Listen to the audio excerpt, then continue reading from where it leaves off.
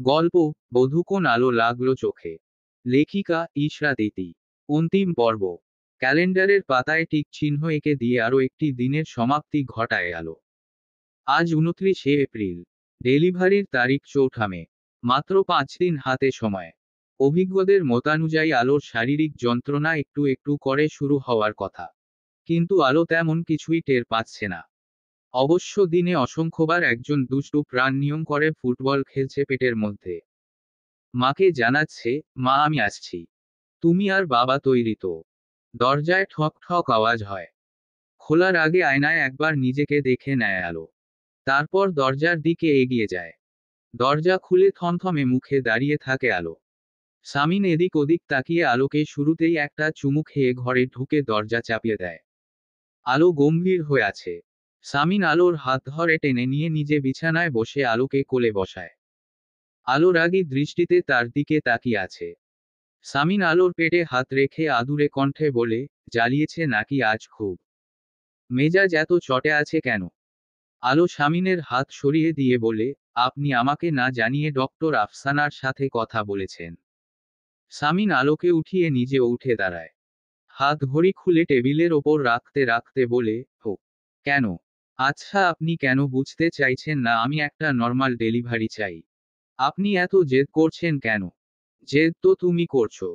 যেখানে তোমার শরীর বুঝতে চাইছে না সেখানে আমি বুঝে কি করব? বাড়াবাড়ি করবে না আলো একদম। বেবি সি সেকশনের মাধ্যমেই হবে। আলোর ইচ্ছে করছে রাগে নিজের চুল ছিঁড়তে, কিন্তু তাকে উত্তেজিত হলে চলবে না। সামিন গায়ের মুজিব কোট খুলে পাঞ্জাবির হাতা গুটিয়ে ওয়াশরুমে ঢুকে ফ্রেশ হয়ে নেয়। আলো তোয়ালে বের করে দাঁড়িয়ে আছে। পরি দরজার বাইরে এসে দাঁড়ায়। মৃদু আওয়াজে বলে, আসবো ভাবি? কেন? কি কাজ?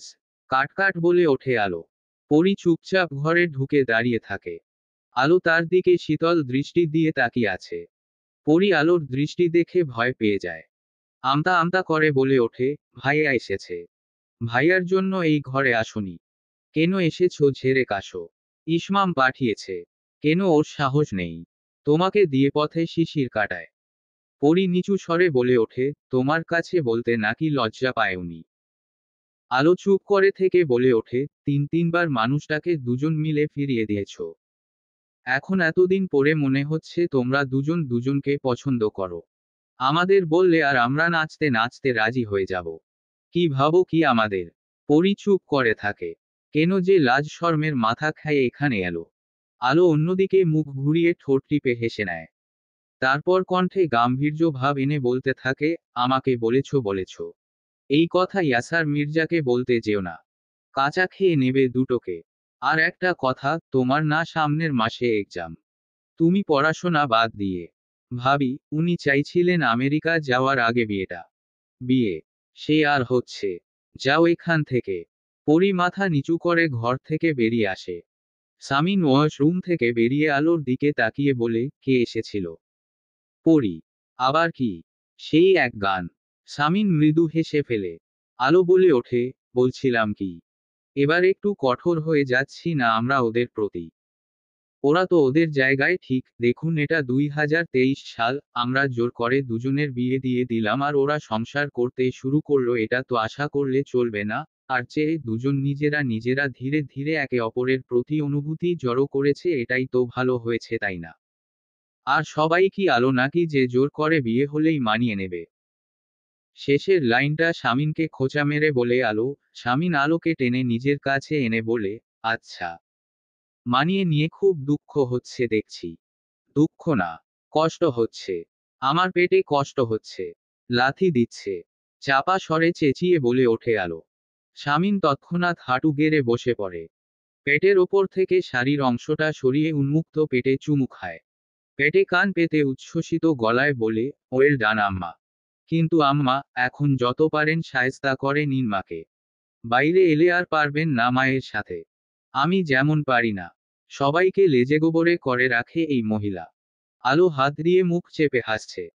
সামিন মাথা তুলে আলোর দিকে তাকায়। উঠে দাঁড়িয়ে বলে, ভুরি ভুরি ম্যাটারনিটি ড্রেস এনে দেওয়া হয়েছে। তারপরও শাড়ি কেন পরো? একটু আরামদায়ক কিছু পরো। আলো ম্লান হেসে বলে, মাত্র 10 ঘন্টা কাছে পাই আপনাকে, তার মধ্যে 8 ঘন্টা ঘুমান। বাকি থাকে 2 ঘন্টা, ওই 2 ঘন্টা একটু সেজেগুজে আপনার সামনে থাকতে ভালো লাগে মেয়র সাহেব। শামীন আলোকে আগলে নিয়ে বলে, তুমি আমাকে এখনো মেয়র সাহেব কেন ডাকো? তোমার স্বামী একজন সাংসদ, সেটা ভুলে যাও নাকি?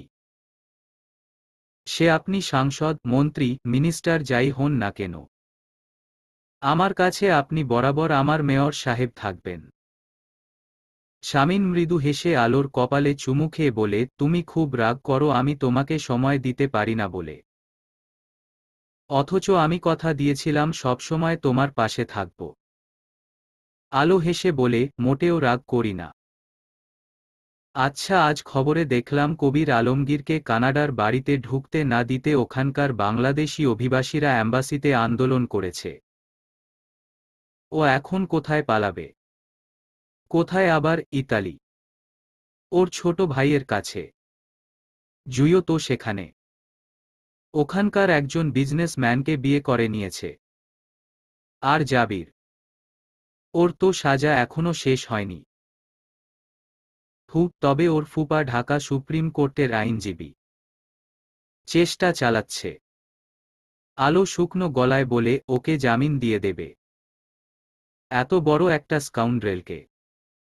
শামীন আলোর দিকে তাকিয়ে বলে, ওকে স্কাউন্ড্রেল বলছো? আমার গায়ে লাগছে। ওমা, তা কেন? ওই তো, আমিও তো তোমাকে তুলে এনেছিলাম। আলো শামীনের দিকে তাকিয়ে থাকে। শামীন হেসে ফেলে। তারপর আলোর গালে একটা চুমু খেয়ে বলে, আমি খেতে যাচ্ছি, তুমি রেস্ট নাও।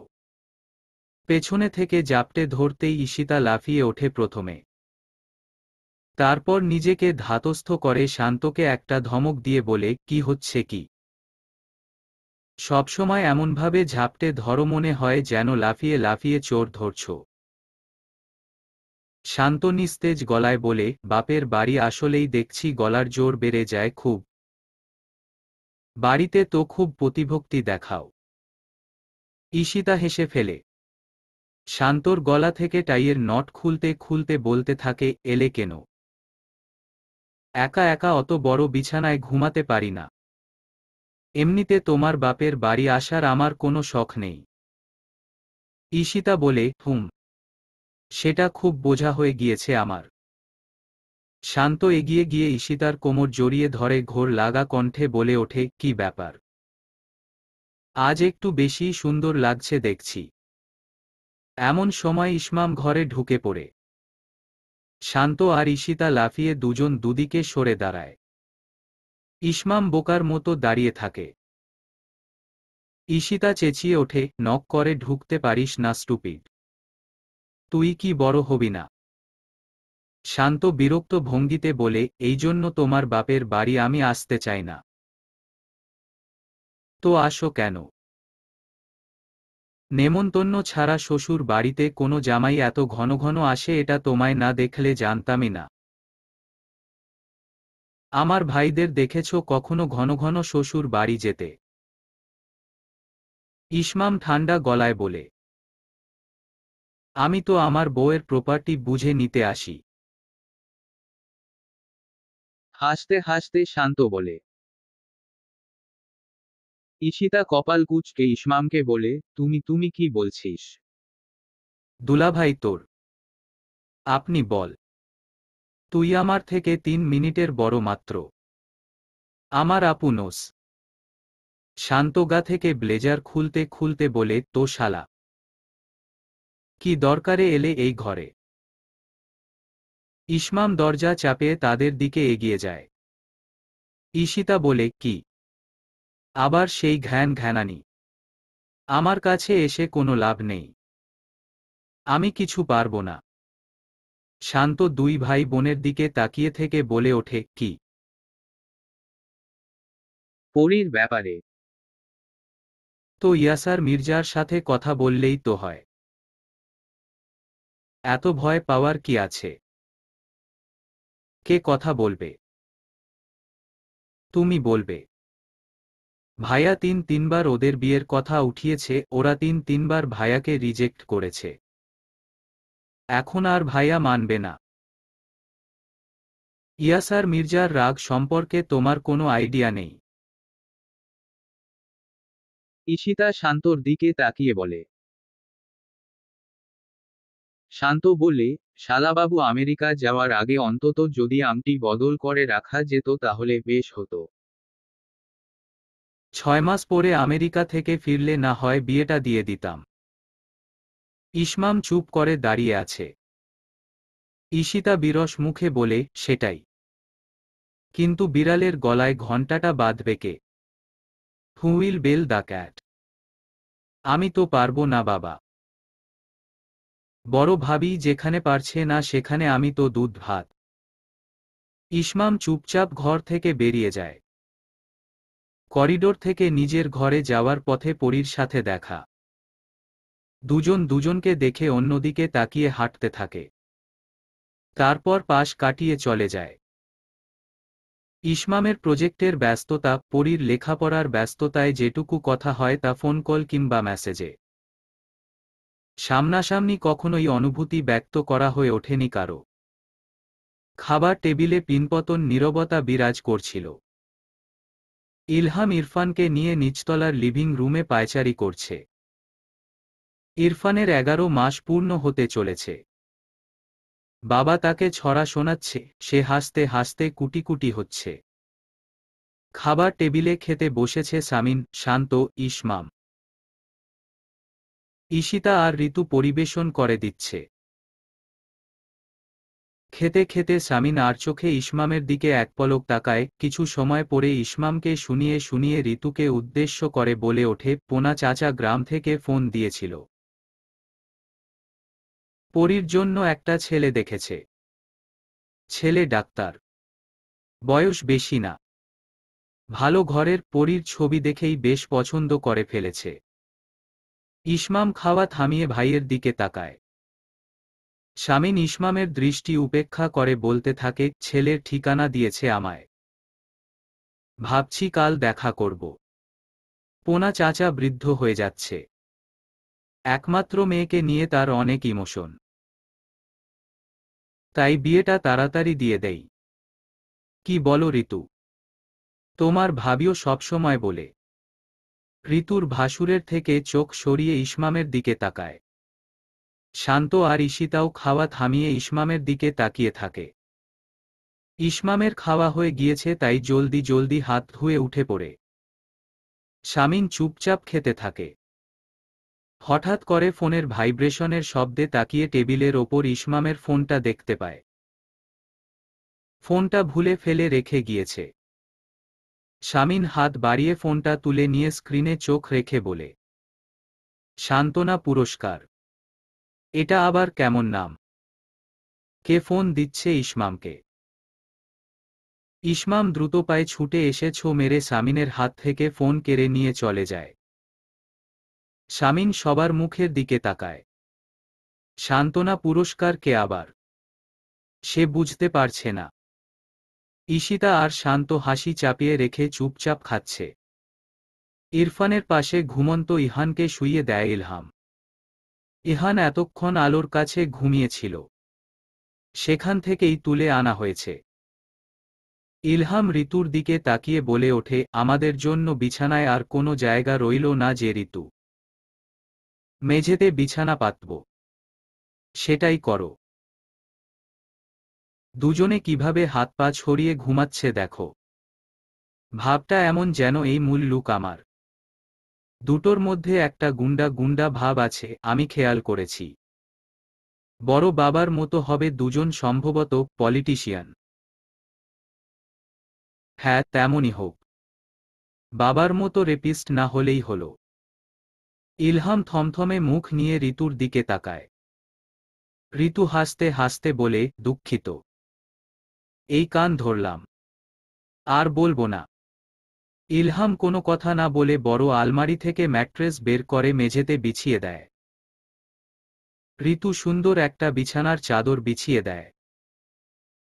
ইলহাম একটা বালিশ এনে রাখে। ঋতু ইলহামকে দেখে হাতে হাতে সব কাজে ঋতুকে সাহায্য করার চেষ্টা করে। ইরফানের দেখভাল করতে সবসময় সচেষ্ট থাকে। চেহারায় কেমন একটা মুরব্বি মুরব্বি ভাব এসেছে। পোশাক আশাকের স্টাইল নিয়ে অতটা ভাবে না আগের মতো। ৯টা-৫টা অফিস করে বাড়িতে এসে একটা টি শার্ট আর ট্রাউজার পরে ইরফানকে নিয়ে হাঁটাহাঁটি করে, ইহানকে পড়াতে বসায়। ফোন ঘাটে না আগের মতো, ক্লাবে যায় না। ঋতু কিছুক্ষণ তাকিয়ে থেকে ওয়াশরুমে ঢুকে ফ্রেশ হয়ে আসে। ইলহাম ঋতুর দিকে তাকিয়ে বলে ওঠে, এটা কি পরেছ? ঋতু নিজের দিকে তাকিয়ে ইলহামের দিকে তাকায়, তারপর বলে, কেন? Night dress. ইলহাম তাকিয়ে থাকে কয়েক মুহূর্ত পরে বলে, শাড়ি পরো। কেন? ভালো লাগছে না? জুই পড়লে তো তখন নিশ্চয়ই মুগ্ধ হয়ে দেখতেন। ইলহাম ঋতুর দিকে কিছু সময় তাকিয়ে থেকে ঠান্ডা গলায় বলে, জুইদের নাইট ড্রেস পরতে হয় বয়ফ্রেন্ডকে মুগ্ধ করতে। ঋতুরা শাড়ি পরেই স্বামীদের মুগ্ধ করতে পারে। ঋতু গিয়ে নাইট ড্রেস পাল্টে একটা সুতির শাড়ি পরে আসে। ইলহাম কিছুক্ষণ তাকিয়ে ঋতুকে দেখে বলে ওঠে, ঘুম আসছে না? চলো বারান্দায় গিয়ে বসি। প্রায় ৩০ মিনিট যাবৎ কানের সাথে ফোনটা চেপে ধরে রেখেছে। গম্ভীর কণ্ঠে শুধু হুহা করে যাচ্ছে। আলো জানালার কাছে দাঁড়িয়ে জ্যোৎস্না দেখছিল। মাথা ঘুরিয়ে সামিনকে এক পলক দেখে তার দিকে এগিয়ে আসে। পেটে হাত চেপে ধীরে ধীরে তার পাশে বসে তার কাঁধে মাথা রাখে। সামিন ফোনে কথা বলতে বলতে তাকে আগলে নেয়। দীর্ঘ সময় পরে ফোন কেটে আলোর দিকে তাকিয়ে নরম গলায় বলে, কি হয়েছে? শরীর খারাপ করেছে? না। হাত পায়ে কেমন একটা করছে শুধু। সামিন উঠে আলোকে বিছানায় উঠিয়ে তার হাত পায়ের তালুতে মাসাজ করে দিতে থাকে আলোর বারণ সত্ত্বেও। কার সাথে এতক্ষণ কথা বলছিলেন আপনি? মোটে ২ ঘন্টা আপনার সাথে কথা বলার সময় পাই। তার ভেতর থেকেও আধা ঘন্টা আপনি যদি রাজনীতিকে দিয়ে দেন তাহলে তো সেটা মানা যায় না। সামিন মৃদু হেসে বলে, আজ ক্ষমা করে দাও। আসলে জেলা দল থেকে অনেককে ছাঁটাই বাছাই করতে হচ্ছে। নয়তো দলকে ডুবিয়ে ছাড়ত কবির আলমগীরের মতো। সভাপতি হতে না হতেই ক্ষমতা দেখাতে শুরু করে দিয়েছেন। না, জনগণের কল্যাণে করতে হচ্ছে। এরা হচ্ছে কালকেউটে। একসময় নিজেদের স্বার্থ চরিতার্থে আমাকে দল থেকে বের করতে চেয়েছিল। আলো কিছুক্ষণ সামিনের দিকে তাকিয়ে থেকে বলে, আচ্ছা আপনি কখনো দুর্নীতি করেন না? রাজনীতিতে কেউই ১০০% সৎ থাকতে পারে না। সামিন হেসে ফেলে, হাসতে হাসতে বলে, ছোটখাটো দুর্নীতি করা হয়। একেবারেই যে করি না এমন নয়। আলো শীতল চোখে সামিনের দিকে তাকিয়ে থাকে। সামিন উচ্চশব্দে হাসছে। আলোর গালে হাত বুলিয়ে দিয়ে বলে, দুর্নীতি করলে আজ কানাডায় একটা বাড়ি থাকত। বউয়ের নামে ৪-৫টা ব্যাংক অ্যাকাউন্ট থাকত। অবশ্য সবে তো সব শুরু। দেখি কি হয়। কানাডায় বাড়ি করার কি প্রয়োজন? আমাদের শান্তিনীরের বাড়িতে কি শান্তি কম পড়েছে? এই দেখো। এখন তুমি কিন্তু রাজনীতি নিয়ে পড়ে আছো। আলো প্রসঙ্গ পাল্টে বলে ওঠে, কাল কি আপনি ব্যস্ত থাকবেন? হ্যাঁ। কাল অপোজিশন পার্টির সাথে বৈঠক আছে। কেন? কোন আনন্দে? প্রেসক্লাবে ভাঙচুরের ঝামেলা নিয়ে বসতে চাচ্ছি। একটা মধ্যস্থতা করা দরকার। ফের ওই সাগর নিজের গদিতে শক্তপোক্ত হয়ে বসেছে। হুম। মাঝখানে যখন হজ করতে গিয়েছিল তখন বেশ অবাক হয়েছিলাম। ভাইয়ের মৃত্যু, শমশের ভূঁইয়ার স্ট্রোকের পরে বিছানা নেওয়া। ভেবেছি আর মাথা তুলে দাঁড়াতেই পারবে না। এখন তবে ওকে নিয়ে যে আমার ভয়। সাংঘাতিক একটা লোক। শামীন হেসে ফেলে, তারপর বলে, আমি তো খুশি হয়েছি। কেন? আলো অবাক হয়ে জানতে চায়। শামীন বলে, রাজনীতির পথটা স্মুথ হলে মজা কোথায়? ওর মতো নির্লজ্জ বিষাক্ত প্রতিদ্বন্দ্বী দরকার। হাড্ডাহাড্ডি লড়াই না হলে ভালো লাগবে না। আলো তাকিয়ে আছে শামীনের কথা শুনে।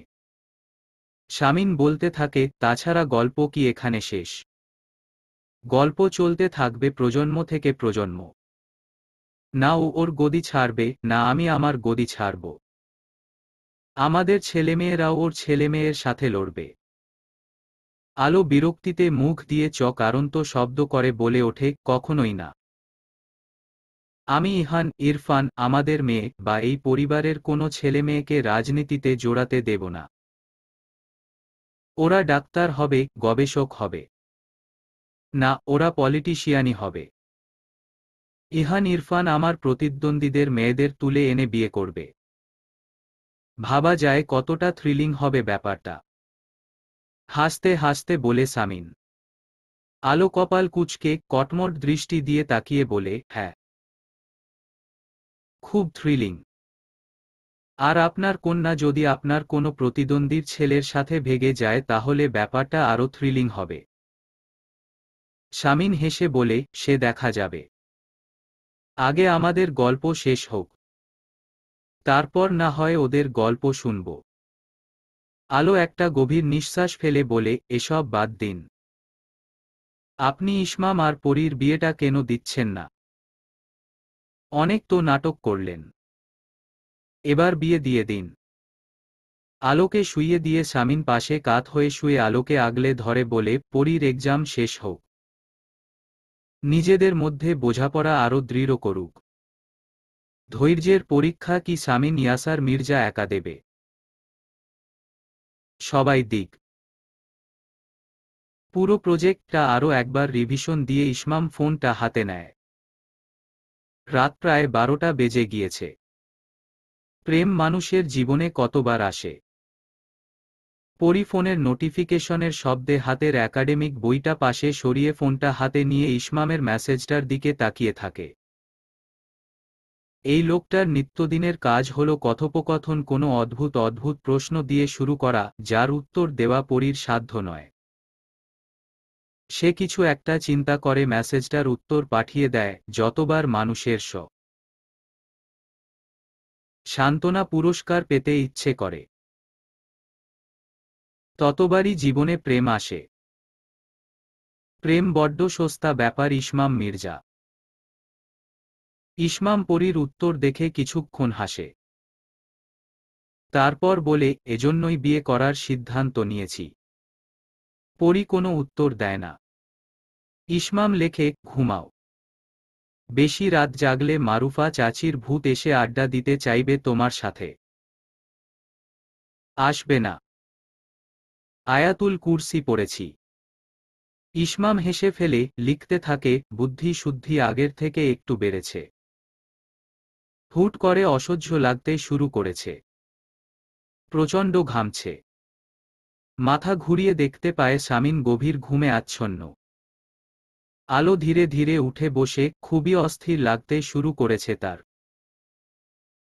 রেহেনার কাছে যেমনটা শুনেছে সেরকম অনুভূতি হচ্ছে। শামীনকে ডাকতে গিয়েও ডাকে না। লোকটা যদি ভয় পেয়ে হসপিটালে নিয়ে সিসেকশন করিয়ে দেয়। ওই মাথা খারাপ লোককে ডাকা যাবে না।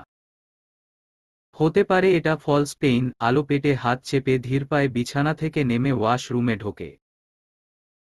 কিছুক্ষণ পরে বেরিয়ে এসে চাপা স্বরে চেঁচাতে থাকে। শামীনের কানে প্রথমে সে চিৎকার পৌঁছায় না। পর মুহূর্তে লাফিয়ে উঠে আলোর কাছে ছুটে গিয়ে আলোকে ধরে, কি হয়েছে? কি হয়েছে? আলো দাঁতে দাঁত চেপে বলতে থাকে, ঋতুকে ডাকুন। পরীকে ডাকুন, শিগগিরই। ওদের কেন? আমাকে বলো। আপনি কি মেয়ে?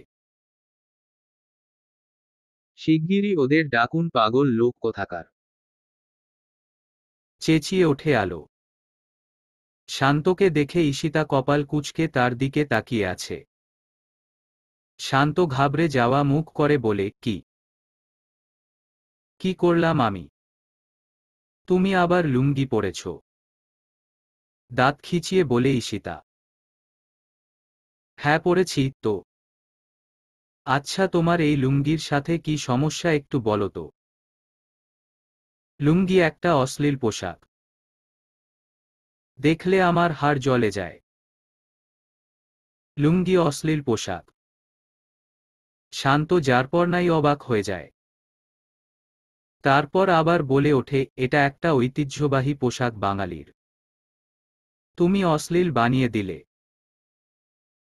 তোমার পূর্বপুরুষরা অশ্লীল পুরুষ। আমার পূর্বপুরুষরা লুঙ্গি পরত না। কিন্তু আমার পূর্বপুরুষ পরত। তাই আমিও পরব। আর তাছাড়া আমি উঠে এসেছি গ্রাম থেকে। তোমার ভাইদের মতো সাহেব নই, সোনার চামচ মুখে নিয়ে জন্মাইনি। এক্ষুনি এটা পাল্টে এসো বলছি। নয়তো আমি বিছানায় উঠতে দেব না তোমাকে। কাম অন ইস্যু, এপ্রিলের গরম।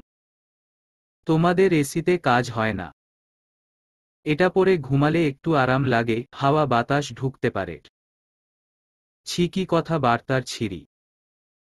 কান চেপে ধরে ঈশিতা শান্তকে ধমক দেয়। বাইরে সামিনের চিৎকার চেঁচামেচি শোনা যায়। ঈশিতা শান্তর দিকে তাকায়। শান্ত বলে, ওই যে শুরু হয়ে গেল।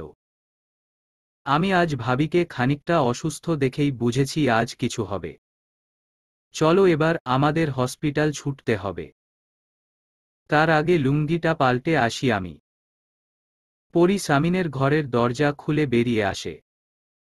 সামিন এগিয়ে যায়, পরি বলে, আমাদের এক্ষুনি বেরোতে হবে ভাইয়া। চলুন। তুমি কি পাগল হলে নাকি সামিন? বলেছি তো নর্মাল ডেলিভারি পসিবল। তারপরেও সিসেকশন নিয়ে পড়ে আছো। এটা কোন ধরনের শখ? আপা ওর কষ্ট হবে। নরম গলায় বলে ওঠে সামিন। আলে আলে। কি কথা? পৃথিবীতে ভুরি ভুরি মেয়েরা মা হচ্ছে। তাদের তো আর কষ্ট হচ্ছে না। যাও যাও গিয়ে বাইরে অপেক্ষা করো। আমাদেরকে আমাদের কাজ করতে দাও। ডক্টর আফসানা ভেলিভারি রুমে আলোর প্রেসার চেক করতে করতে বলে। আলো চাপা আওয়াজে আর্তনাদ করে যাচ্ছে। পরি তার মাথার কাছে দাঁড়িয়ে আছে। শামিন করুণ দৃষ্টি দিয়ে তার বউয়ের দিকে তাকিয়ে আছে। শামিনের চোখে আলোর চোখ পড়তেই আলো চেঁচিয়ে উঠে ডক্টর আফসানাকে বলে, আপা আপনার আল্লাহর দোহাই লাগে এই আহাম্মক লোকটাকে এখান থেকে সরান। উনি আমাকে টেনশন দিচ্ছে। ওনাকে প্লিজ বাইরে বের করে দিন। শামিন দাঁড়িয়ে থাকে। ডক্টর আফসানা ধমক দিয়ে বলে, যাও শামিন। বের হও। শামিন তবুও দাঁড়িয়ে থাকে। পরি প্রচণ্ড বিরক্ত হয়ে এসে শামিনের হাত ধরে টেনে ভেলিভারি রুম থেকে বের করে দিয়ে দরজা বন্ধ করে দেয়। বিশাল ওয়েটিং রুমে মির্জা বাড়ির সব লোক এবং আতাউর আলমের পরিবার বসে আছে। রেহেনা একপাশে বসে দুচোখ বন্ধ কর তাসবিহ পাঠ করছে। শামিন গিয়ে চুপচাপ তার পাশে মাথা নিচু করে বসে থাকে। রেহেনা মাথা ঘুরিয়ে এক পলক তাকে দেখে বলে, শান্ত থাকো। আল্লাহ সহায় হবেন। তারপর আবারও তাসবিহ পাঠ করতে থাকে। ভেলিভারি রুম থেকে মৃদু আওয়াজ ভেসে আসছে, যা খুবই অস্পষ্ট। হঠাৎ কোনো পুরুষালী নাকি কান্নার আওয়াজ কানে যেতেই শামিন মাথা তুলে তাকায়। ওয়েটিং রুমে দূরেই তার মুখোমুখি বেঞ্চিতে বসে আছে আতাউর আলম। টিস্যু পেপার হাতে নিয়ে চোখ চেপে ধরে কেঁদে যাচ্ছেন তিনি। আর কিছুক্ষণ পরপর এক একটা দীর্ঘশ্বাস বের করে বলে যাচ্ছে, আমার মা, আমার মা। আজান আয়াত বাবার দুই পাশে দাঁড়িয়ে আছে চুপচাপ। শামিন আতাউর আলমের দিকে কিছুক্ষণ তাকিয়ে থেকে মুখে চকারন্ত শব্দ করে বলে ওঠে, এই কেউ ওনাকে এখান থেকে নিয়ে যাও তো। ওনাকে দেখে আমার টেনশন বেড়ে যাচ্ছে। আতাউর আলম কান্না থামিয়ে শামিনের দিকে এক পলক তাকায়। তারপর আবার দীর্ঘশ্বাস ছেড়ে দিয়ে বলে, আমার মা মারে। শামীন ঘাড় ঘুরিয়ে রেহেনার দিকে তাকিয়ে বলে, ওনাকে আপনি বিয়ে করেছিলেন কি দেখে মা? রেহেনা শামীনের দিকে তাকিয়ে একটা দীর্ঘশ্বাস ছেড়ে দিয়ে বলে, তখন আমার বাবাকে বোঝানোর জন্য যদি তুমি থাকতে। ঈশিতার হাতে পরীর ফোন। ইসমাম ফোন দিচ্ছে। ঈশিতা ফোনটা রিসিভ করতেই ওপাশ থেকে ইসমাম বলে ওঠে, হ্যাঁ হ্যালো। তোমরা কোন ফ্লোরে একটু বলবে? আমি তো ভুল করে শিশু ওয়ার্ডে চলে গিয়েছিলাম। আমরা সেকেন্ড ফ্লোরে ইসমাম। ওখানের রিসিপশনিস্টকে বললেই দেখিয়ে দেবে। ইসমাম ঈশিতার গলার আওয়াজ পেয়ে চুপ হয়ে যায়। ঈশিতা বলতে থাকে, পরী ছাড়াও আমরা এখানে আছি। আমাদেরকেও ফোন দিয়ে প্রশ্নটা করা যায়।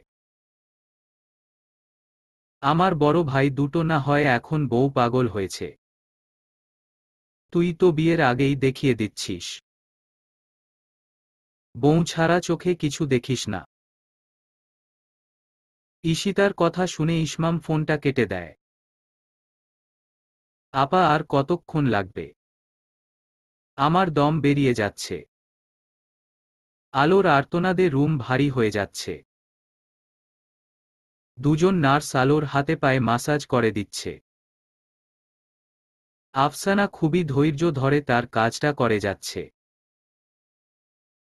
ঘড়ি ধরা 1 ঘন্টা 13 মিনিটের চেষ্টার পরে শামীন ইয়াসার মির্জার কন্যা তার মায়ের কষ্ট আর না বাড়িয়ে অবশেষে ভূমিষ্ঠ হয়েছেন। পৃথিবীতে এসেই তিনি সবার কানের পর্দা ফাটিয়ে দিয়ে চিৎকার করে যাচ্ছে। গলার আওয়াজটা তার একেবারেই মায়ের মতো উঁচু। হম্বিতম্বি একেবারেই বাবার মতো। নার্স এসে কাপড়ের পুটলিতে মোড়ানো ছোট্ট পুতুলটাকে তার বাবার কোলে দিয়ে বলে, অভিনন্দন। আপনার ওয়াইফ ঠিক আছে। কাপা কাপা হাতে শামীন তার কন্যাকে কোলে তুলে নেয়। চারপাশ থেকে মৌমাছির মতো ছুটে আসে সবাই শামীন ইয়াসারের কন্যাকে দেখবে বলে। শামীন কতটা আবেগী হয়ে গিয়েছে তা কেবল পৃথিবীতে যে প্রাণীগুলো বাবা হয়েছে তারাই বুঝতে পারবে। অন্য কেউ বুঝতে পারবে না। কাউকে কন্যার মুখ দেখতে না দিয়ে হেঁটে একটা নিরিবিলি স্থানে গিয়ে দাঁড়িয়ে কন্যার মুখের দিকে অপলক দৃষ্টিতে তাকিয়ে থাকে সে। চোখের কোণে পুরুষালী অনুভূতি জমা হয়েছে, যা অন্য কেউ দেখে ফেলে হেসে ফেলবে। আতাউর আলম পেছনে থেকে বলে ওঠে, আমাকে দাও। শামীন ঘুরে তাকিয়ে ঠান্ডা গলায় বলে, আপনাকে কেন দেব? আমার নাতনি। আমি আজান দেব ওর কানে। আমার মেয়ে। আমি আজান দিতে জানি। আপনি আপনার মেয়ের কাছে যান। আতাউর আলম কয়েক সেকেন্ড চুপ করে থেকে বলে ওঠে, ও তুমি আজান দিতে জানো? আমি তো জানতাম তুমি শুধু ভাষণ দিতেই জানো। শামীন শ্বশুরের দিকে শীতল চোখে তাকিয়ে আছে।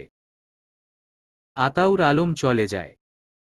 শামীন মাথা ঘুরিয়ে আবারও মেয়ের দিকে তাকিয়ে আবেগে আপ্লুত হয়ে পড়ে।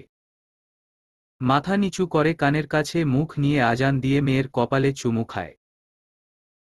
দুচোখের কোণে দুফোঁটা পিতৃত্বের অনুভূতি নিয়ে মেয়ের মুখের দিকে তাকিয়ে ধরা গলায় বলে ওঠে, আমার আম্মা তুমি। তুমি ইনশিরাহ বিনতে শামীন। তুমি কষ্টের পরে স্বস্তি। ইনশিরাহ চোখ দুটো পিটপিট করছে। হাত দুটো মুঠি করে রেখেছে। শামীন আবেগধারিত হয়ে বলে ওঠে, নাকটা একেবারে মায়ের মতো পেয়েছ। দুচোখ বন্ধ করে আবারও চুমু খায় মেয়ের কপালে। তারপর হাত দিয়ে ভেজা চোখের কোণ মুছে ইনশিরাহকে ফিসফিসিয়ে বলে ওঠে, আমার দুর্বলতা শুধু তোমাকেই দেখালাম। তুমি ছাড়া পৃথিবীতে কেউ কখনো শামীনের চোখে পানি দেখেনি। তুমি কাউকে বলে দিও না লজ্জার কথা। ঠিক আছে আম্মা। পরী রুম থেকে বেরিয়ে একপলক ইসমামের দিকে তাকিয়ে ঈশিতার কাছে এসে ফোনটা হাতে নেয়। ঈশিতা বলে ওঠে, তোকে না বলে তোর ফোনের কল রিসিভ করেছি। আসলে কলটা আমার ভাইয়ের নাম্বার থেকে ছিল, তাই ভাবলাম আমার রিসিভ করার অধিকার আছে। পরী লাজুক মুখটা নামিয়ে রাখে। ঈশিতা বলতে থাকে, প্রথমে কে আগে প্রস্তাব দিয়েছে? তুই নাও। উনি। থু, জানতাম। ছেলেরা একটু এগিয়ে থাকবে স্বাভাবিক। তা তুই রাজি হলি কেন? পরি এক পলক ইসমামের দিকে মাথা ঘুরিয়ে তাকিয়ে ঈশিতাকে বলে ওঠে, কেউ আশ্রয় চাইলে ফিরিয়ে দিতে নেই। শামিনকে দেখে নার্স দুজন কেবিন থেকে বেরিয়ে যায়। আলো একটা বড় নিঃশ্বাস নিয়ে সামিনের দিকে তাকিয়ে আছে। মেয়েকে কোলে নিয়ে সামিন এগিয়ে এসে বেডের একপাশে বসে পড়ে। আলোর ক্লান্ত দুটি চোখে জড়ো হচ্ছে বাবা মেয়ের প্রতি মুগ্ধতা। শামিন আলোর দিকে তাকিয়ে ম্লান হেসে বলে ওঠে, মেয়ে একেবারে তোমার গায়ের রং পেয়েছে আছিয়া।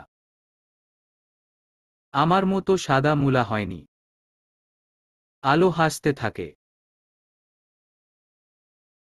সামিন এক হাত বাড়িয়ে আলোর মাথায় বুলিয়ে দিয়ে বলে ওঠে, তুমি অসম্ভব স্ট্রং একটা মেয়ে।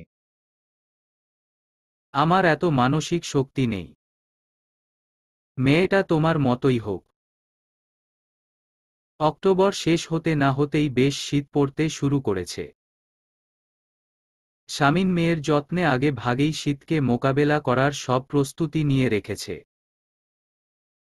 নরম গরম পোশাক পরিয়ে মাথায় খুব সন্তর্পণে একটা টুপি পরিয়ে দিতে দিতে আলোর দিকে তাকায়। আলো বিরক্ত হয়ে তার দিকে তাকিয়েছিল। পরক্ষণেই বলে ওঠে, এভাবে প্যাকেট করছেন কেন ওকে? ও কি আপনাকে বলেছে ওর শীত লাগছে? শামিন ইনশিরাহকে কোলে তুলে নিতে নিতে বলে, বলতে হবে না। আমি বুঝি। আলো রোদ থেকে তুলে আনা কাপড়গুলো ভাঁজ করে আলমারিতে তুলে রেখে দিতে দিতে বলে, এখন আপনার ব্যস্ততা কোথায়? সারাদিন বাড়িতে মেয়ের কাছে বসে থাকেন। এখন সব ব্যস্ততা কোথায় গেল? শামিন আলোর কথায় কোনো জবাব না দিয়ে ইনশিরাহকে নিয়ে ইসমামের ঘরে যায়। ইসমাম জরুরি কাগজপত্র সব গুছিয়ে নিচ্ছিল। শামিনকে দেখে বলে, কিছু বলবে? তোর ফ্লাইট কখন? সকাল 8:30টায়। শামিন চুপ করে কিছুক্ষণ দাঁড়িয়ে থেকে বলে ওঠে, পরীর এক্সাম আজ শেষ হয়েছে। ভনিতা না করে বলি, যদি আংটি পরিয়ে রেখে যেতে চাস তাহলে আংটির অর্ডার দিচ্ছি আমি। যদি রেজিস্ট্রি করে রেখে যেতে চাস তাহলে কাজী ডাকব। তোকে 5 মিনিট সময় দিলাম ভাববার জন্য। ভেবে আমাকে জানা। ইসমাম বোকার মতো ভাইয়ের দিকে তাকিয়ে আছে। শামিন ইনশিরার দিকে তাকিয়ে হাসছে। ইসমাম বলে ওঠে, তুমি কি আমার সাথে মজা করছো? অবশ্যই না, ঠান্ডা গলায় বলে সামিন। তারপর মেয়ের দিকে তাকিয়ে ইসমামকে বলতে থাকে, সিদ্ধান্ত জানা। আমার হাতে সময় কম। তোর হাতেও সময় কম। আংটি না রেজিস্ট্রি? কোনটা? ইসমাম কিছুক্ষণ চুপ করে থেকে অস্পষ্টভাবে বিড়বিড় করে বলে ওঠে, রেজিস্ট্রি করলেই তো ভালো হয়, নয়তো আবার দেখা যাবে অন্য কেউ এসে এটাকেও তুলে নিয়ে বিয়ে করে ফেলল। শামিন মেয়ের দিকে মনোযোগ দিয়ে তাকিয়েছিল। ইসমামকে বলে, কিছু বললি? না না না ভাইয়া, না। কিছুই বলিনি। শামিন গম্ভীর কণ্ঠে বলে ওঠে, কাজী ডাকব? তোমার ইচ্ছা। শামিন চুপচাপ ইনশিরাহকে কোলে নিয়ে বেরিয়ে আসে ঘর থেকে। ঋতু আর আলো দরজার বাইরে দাঁড়িয়ে ছিল। চাপা স্বরে ঋতু বলে ওঠে, কি বলল? শামিন ঋতুর দিকে তাকিয়ে হেসে বলে ওঠে, পরীকে সাজাও। তারপর আলোর দিকে তাকিয়ে বলে, পাঞ্জাবি বের করে দাও আমার। কাজী আনতে যাচ্ছি। সন্ধ্যা 7টা নাগাদ কাজী ডেকে ইসমাম আর পরীর রেজিস্ট্রি সেরে ফেলেছে শামিন ইয়াসার মির্জা।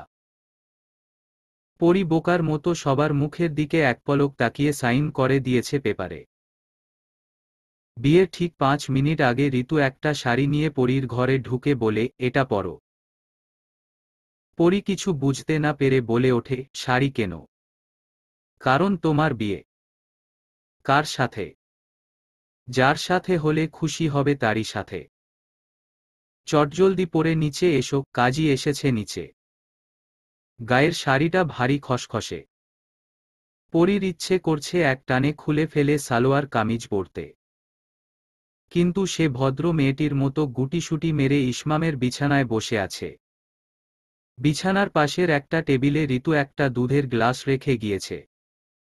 পরি গ্লাসটি থেকে চোখ সরিয়ে পুরো ঘরে চোখ বোলাতে থাকে। এই ঘরে সে কখনো আসেনি এর আগে। এখন থেকে এটা তার স্বামীর ঘর। কথাটা ভাবতেই পরীর অদ্ভুত অনুভূতি হচ্ছে। যেমন অগোছালো লোক, যার যেমন অগোছালো জীবন, তার ঠিক তেমন অগোছালো ঘর। ইসমাম এসে দরজার বাইরে কিছুক্ষণ দাঁড়িয়ে থেকে ভেতরে ঢোকে। তখন রাত প্রায় 12টা। পরি ইসমামের পায়ের আওয়াজ পেয়ে মাথা তুলে তাকায়। ইসমাম ম্লান হেসে বলে ওঠে, ভায়া অমন পাগল। আমি নিজেও জানতাম না এমনভাবে বিয়ে হবে আমাদের। সবকিছু মাথার ওপর দিয়ে গিয়েছে। পরি হেসে ফেলে। তারপর বলে, আপনার ঘরটা এত অগোছালো কেন? কি বিশ্রী। ইসমাম হাত থেকে হাতঘড়ি খুলতে খুলতে বলে ওঠে, আমার সবকিছুই অগোছালো হয়ে পড়ে আছে। তুমি গুছিয়ে দাও। মাথামোটা পরি ভেবেছে ইসমাম তার ঘর গোছানোর কথাই বলেছে। সে বিছানা থেকে নেমে মাথার ঘোমটা সরিয়ে আঁচল কোমরে গুজে ঘর গোছাতে শুরু করে। ইসমাম মাথা ঘুরিয়ে পরীর কাণ্ড দেখে হা করে পরীর দিকে তাকিয়ে থাকে। আলোর শুরুতে বড্ড ঘুম পাচ্ছিল, কিন্তু বাবা মেয়ের কাণ্ড দেখে ঘুম কেটে গিয়েছে তার। সে বিছানায় শুয়ে শুয়ে সামিন আর ইনশিরাহকে দেখছে। মেয়েকে কোলে নিয়ে সামিন ঘুম পাড়ানি গান গাওয়ার চেষ্টা করছে। আলোর কাছে সে দৃশ্য বড় মধুর লাগছে। খুকু ঘুমালো, পাড়া জুড়ালো, বর্গি এলো দেশে। বুলবুলিতে ধান খেয়েছে, খাজনা দেব কিসে। এতটুকু গেয়ে সামিন থামে। তারপর আহ্লাদি গলায় মেয়েকে বলে ওঠে, বাংলাদেশ একটি গণতান্ত্রিক রাষ্ট্র আম্মা। এখানে ধান বেচে খাজনা দিতে হয় না। ইনশিরাহ চোখ পিটপিট করে বাবার দিকে তাকিয়ে আছে। আলো শাড়ির আঁচল মুখে চেপে হাসছে সামিনের দিকে তাকিয়ে। এই লোকটা এত পাগল কেন? সামিন আবারও গাইতে শুরু করে। খুকু ঘুমালো, পাড়া জুড়ালো, বর্গি তো নেই দেশে। আপনি খুব বাজে গান করেন মেয়র সাহেব। আলো মৃদু আওয়াজে বলে। সামিন মেয়েকে মৃদু দোলাতে দোলাতে জবাব দেয়, জানি। তবে আমি খুব সুন্দর আদর জানি। মেয়ে ঘুমিয়ে গেলে দেখাচ্ছি। আমরা বোধ হয় পৃথিবীর প্রথম স্বামী স্ত্রী যারা বাসর ঘরে ঘর গোছাচ্ছি। ইসমামের বইয়ের তাক গোছাতে গোছাতে বলে ওঠে পড়ি। ইসমাম নিজের অগোছালো জামাকাপড় সরিয়ে নিয়ে একটা আলমারি ফাঁকা করে পরীকে বলে, এটা তোমার। তোমার জামাকাপড় এটাতে রাখবে। পরী এসে ইসমামের ব্যাগ গুছিয়ে দিতে দিতে বলে, আপনার ফ্লাইট কয়টায়? সকাল 8:30টায়। আপনার তো ঘুম প্রয়োজন। আপনি ঘুমিয়ে পড়ুন। আমি আপনার সবকিছু গুছিয়ে দিচ্ছি। ইসমাম পরীর দিকে তাকিয়ে বলে, সবকিছু গুছিয়ে দেবে? পরী ইসমামের ব্যাগে তার শার্টগুলো সাজিয়ে রাখতে রাখতে বলে, হ্যাঁ। সব? কি কি গোছাতে হবে বলুন। ইসমাম পরীর দিকে তাকিয়ে আছে। অসম্ভব রূপবতী নারীর পরনে একটা কফি কালারের বেনারসি। খুবই মোহনীয় লাগছে তাকে। পরী মাথা তুলে ইসমামের দিকে তাকায়। তারপর বলে, কি হলো? বলুন কি কি গোছাতে হবে, ব্যাগ ছাড়া। জীবন। ইসমাম অস্ফুট স্বরে বলে ওঠে। পরী ইসমামের দিকে তাকিয়ে থাকে। ইসমাম বলতে থাকে, একটা জীবন গোছাতে হবে। রাত 1:30টার কাছাকাছি। ইনশিরাহ বাবার কোলে ঘুমিয়ে গিয়েছে। সামিন খুবই সন্তর্পণে মেয়েকে দোলনায় শুইয়ে দিয়ে আলোর দিকে তাকায়। আলো সামিনের দৃষ্টি দেখে লজ্জা পেয়ে যায়। সবসময় মেয়েকে বুকের সাথে মিশিয়ে নিয়ে ঘুমায় মানুষটা, কিছু কিছু রাত শুধু আলো থাকে তার বুকে। আজ সম্ভবত সেই রাত। আলো বিছানা থেকে নেমে নিচু স্বরে বলে, কমলা রঙের শাড়ি পরতে হবে। সামিন চুপ করে থাকে। আলো শাড়ি পাল্টে চুলে খোপা করে নিয়ে আয়নার সামনে দাঁড়ায়। সামিন এক দৃষ্টে সেদিকে তাকিয়ে থেকে এগিয়ে যায়, পেছনে থেকে আলোর কোমর জড়িয়ে ধরে আলোর কাঁধে থুতনি ঠেকায়। আলো ধীরে ধীরে সামিনের দিকে দৃষ্টি দিয়ে বলে ওঠে, শরীরে মেদ জমছে আমার। এতটুকু জরুরি, নয়তো কৃত্রিম লাগে সে সৌন্দর্য। এখন আমি তোমার দুধরনের সৌন্দর্য দেখে মুগ্ধ হই। একজন স্ত্রীর সৌন্দর্য, আমার সন্তানের মায়ের সৌন্দর্য। আলো চুপ করে থাকে। শামিন বলে ওঠে, আমারও তো ভুঁড়ি বেড়ে যাচ্ছে, মাথার চুল উঠে যাচ্ছে। আলোও নিচু স্বরে বলে ওঠে, এতটুকু জরুরি, নয়তো কৃত্রিম লাগে। এখন আমি আপনার অসংখ্য সৌন্দর্য দেখে মুগ্ধ হই। একজন অসাধারণ স্বামীর সৌন্দর্য, স্নেহপরায়ণ বাবার সৌন্দর্য, একজন দায়িত্বশীল বড় ভাইয়ের সৌন্দর্য, একজন ন্যায়পরায়ণ নেতার সৌন্দর্য। শামিন মৃদু হেসে আলোকে কোলে তুলে নেয়। আলোর দিকে তাকিয়ে নরম গলায় বলে ওঠে, মেদ বেড়েছে, সাথে ওজনও। আলো হেসে ফেলে।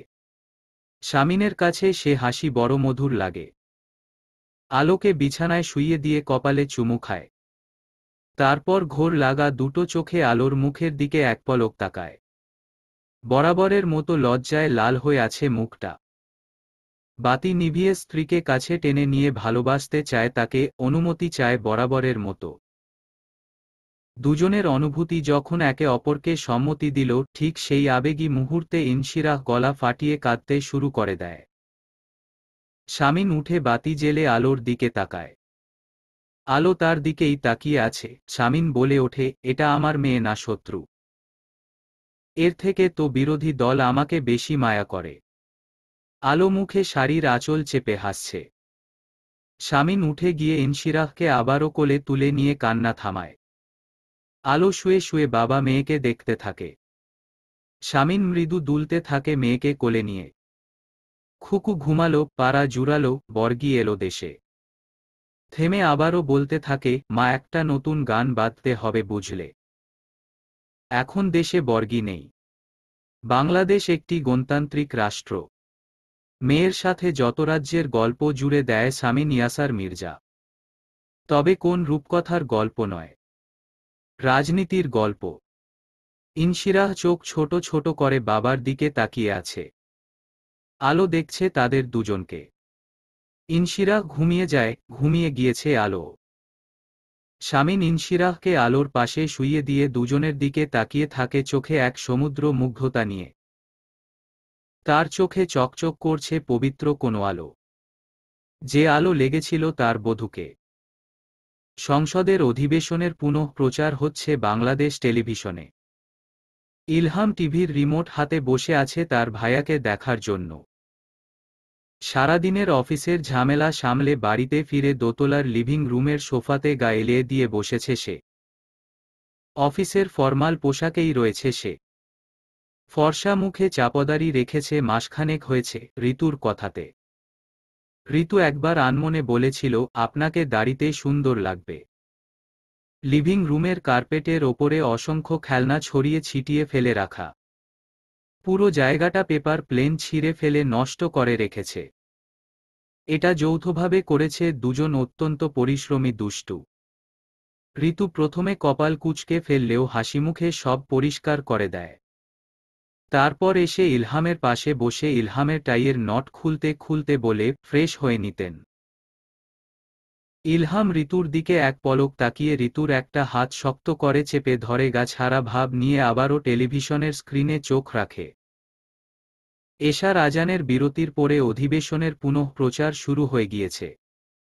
নিজের ঘর থেকে দরজা ফাঁক করে ইহান উকি দেয়।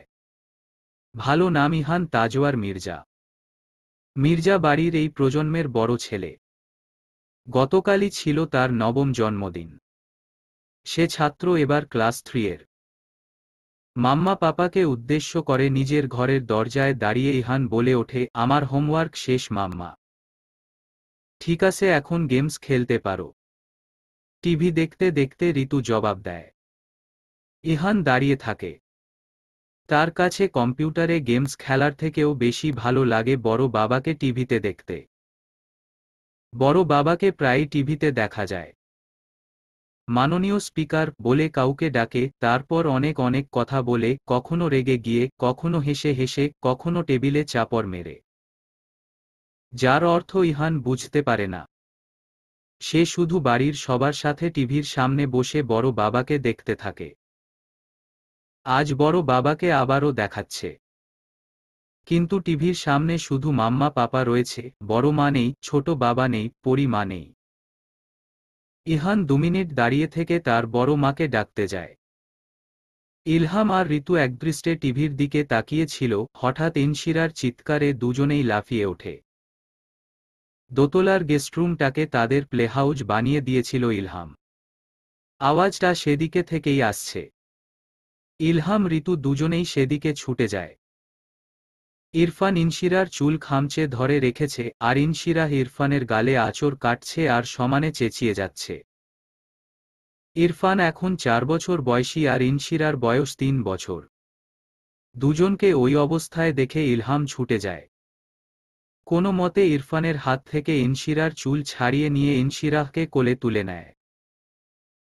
ইনশিরার জন্মের পর থেকেই ইলহাম নিজের ছেলেদের থেকেও ইনশিরাহকে বেশি আদর করে। ইলহামের বরাবর মেয়ে বাচ্চার প্রতি দুর্বলতা একটু বেশি ছিল তাই। ইরফানের গালে ইনশিরার নখের আঁচড়ে দাগ হয়ে গিয়েছে, রক্ত বেরোচ্ছে। কিন্তু তাতে তার কিচ্ছুটি হয়নি। সে চেঁচাচ্ছে আর ইনশিরাহকে উদ্দেশ্য করে আদো আদো করে বলছে, দে আমার ম্যাজিক পেন, দে। ইনশিরাহ অক্ষত থেকেও চিৎকার দিয়ে যাচ্ছে, কাঁদছে। মেজ বাবাকে দেখে যেন তার কষ্ট আরও বেড়ে গিয়েছে। কাঁদতে কাঁদতে নালিশ জানায় মেজ বাবার কাছে। ঋতু আসে, ইরফানকে ধমকে ওঠে, বোনকে মেরেছ কেন? বোন আগে মেরেছে। ভ্যা ভ্যা করে কেঁদে ফেলে ইরফান। আচ্ছা ঠিক আছে চলো, তোমার গাল কেটে গিয়েছে, একটু চিকিৎসা করব। দুজনের কান্নার বেগ বেড়ে গিয়েছে। ঋতু ইলহাম কাউকে থামাতে পারছে না। কিছুক্ষণ চেষ্টা করে ইলহাম অসহায়ের মতো ঋতুকে বলে, তুমি সারাদিন দুটোকে সামলাও কিভাবে ঋতু? বড় মা। আলো এজেন্সির একটা ফাইল দেখছিল। মাথা তুলে ইহানের দিকে তাকায়। চোখ থেকে রিডিং চশমা খুলে ফেলে ইহানের দিকে তাকিয়ে একটা নির্মল হাসি হাসে। এখন সে 29-এর পরিপূর্ণ একজন নারী। স্বাস্থ্য আগের থেকে কিছুটা বেড়েছে, তবে সৌন্দর্য বেড়েছে তার দ্বিগুণ। সামিনের চোখে এমনিতে আলো কুশরি হয়েছে, পাঠকেরা বুড়ি হয়েছে আলো। ইয়াসার আলো ফাউন্ডেশনের ম্যানেজিং ডিরেক্টর সে। এজেন্সি অনেকটাই প্রসারিত হয়েছে। সবটাই আলো সামলায় এখন। সে ইহানের দিকে তাকিয়ে ঠোঁট প্রশস্ত করে একটা হাসি দিয়ে বলে, এসো বাবা। কিছু বলবে? বড় বাবাকে টিভিতে দেখাচ্ছে। ইহান দরজার পর্দার কাপড় ধরে বলে, জানি। সেদিন না দেখলাম।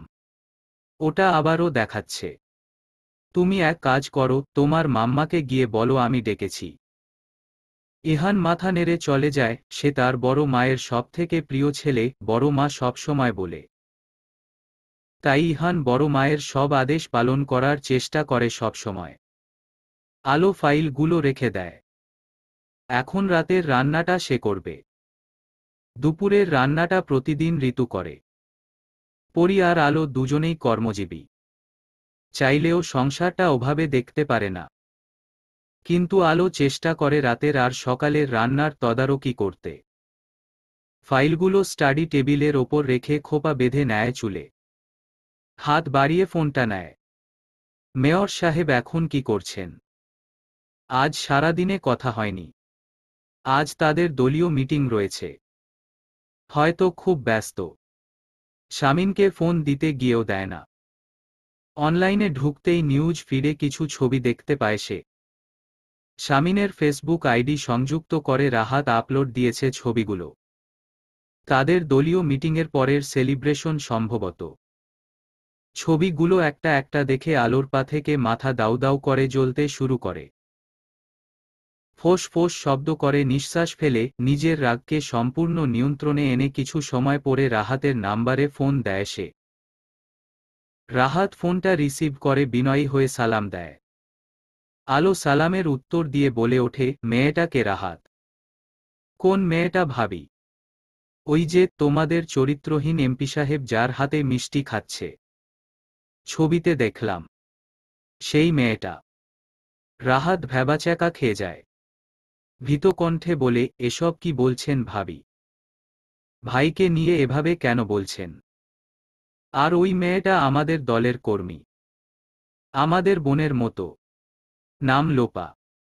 তোমাদের এমপিকে বলে দিও আমি মিষ্টি নিয়ে অপেক্ষা করছি বাড়িতে, সে যেন তাড়াতাড়ি আসে। চিবিয়ে চিবিয়ে কথাটা বলে আলো ফোন রেখে দেয়। রাহাত একটা দীর্ঘশ্বাস ছেড়ে দেয়। পাশ থেকে রনি বলে ওঠে, কে? ইয়াসার মির্জার হোম মিনিস্টার। কি বলল? আজ এমপির খবর আছে, বাড়িতে আজ শুনানি হবে। রনি সভায় বক্তৃতা দিতে থাকা সাদা পাঞ্জাবি আর মুজিব কোট পরিহিত শামীম ইয়াসার মির্জার দিকে তাকায়। রাহাত বলতে থাকে, বেঁচে গিয়েছি বিয়েটা না করে রনি। আমিও। রনি অস্ফুট স্বরে বলে। রাহাত বলে, ভাইকে বলে দেব আজ রাতে বাড়িতে না গিয়ে যেন কোনো আশ্রয়কেন্দ্রে অবস্থান করে। না, যেতে দে। সারাদিন দলের সবাইকে চাপে রাখে এই লোক, এরও একটু চাপে থাকা দরকার। মুখে তালা লাগিয়ে থাক। ইসমাম পরীর দিকে তাকিয়ে আছে। পরী তখন থেকে ডক্টরস রুমের মাথা থেকে ও মাথা পায়চারি করছে। গায়ে সার্জিক্যাল পোশাক এবং মাথায় সার্জিক্যাল ক্যাপ পরে আছে সে। খানিক বাদে থমকে দাঁড়িয়ে মাথা ঘুরিয়ে ইসমামের দিকে তাকিয়ে বলে, আপনি চলে যান। ইসমাম তবুও তাকিয়ে আছে। 30-এ পদার্পণের পরে স্বাস্থ্য কিছুটা ভারী হয়েছে সেই সুদর্শন ইসমাম মির্জার। যথেষ্ট গাম্ভীর্য এসেছে চেহারায়। বরাবরের বুঝদার বাস্তববাদী 26-27-এর যুবক থেকে 30-এর একজন গম্ভীর পুরুষ। গম্ভীর তার কথাবার্তা, গম্ভীর তার চাহনি। কয়েক মুহূর্ত পরে এক গ্লাস পানি নিয়ে পরীর দিকে তাকিয়ে বলে, খেয়ে নাও।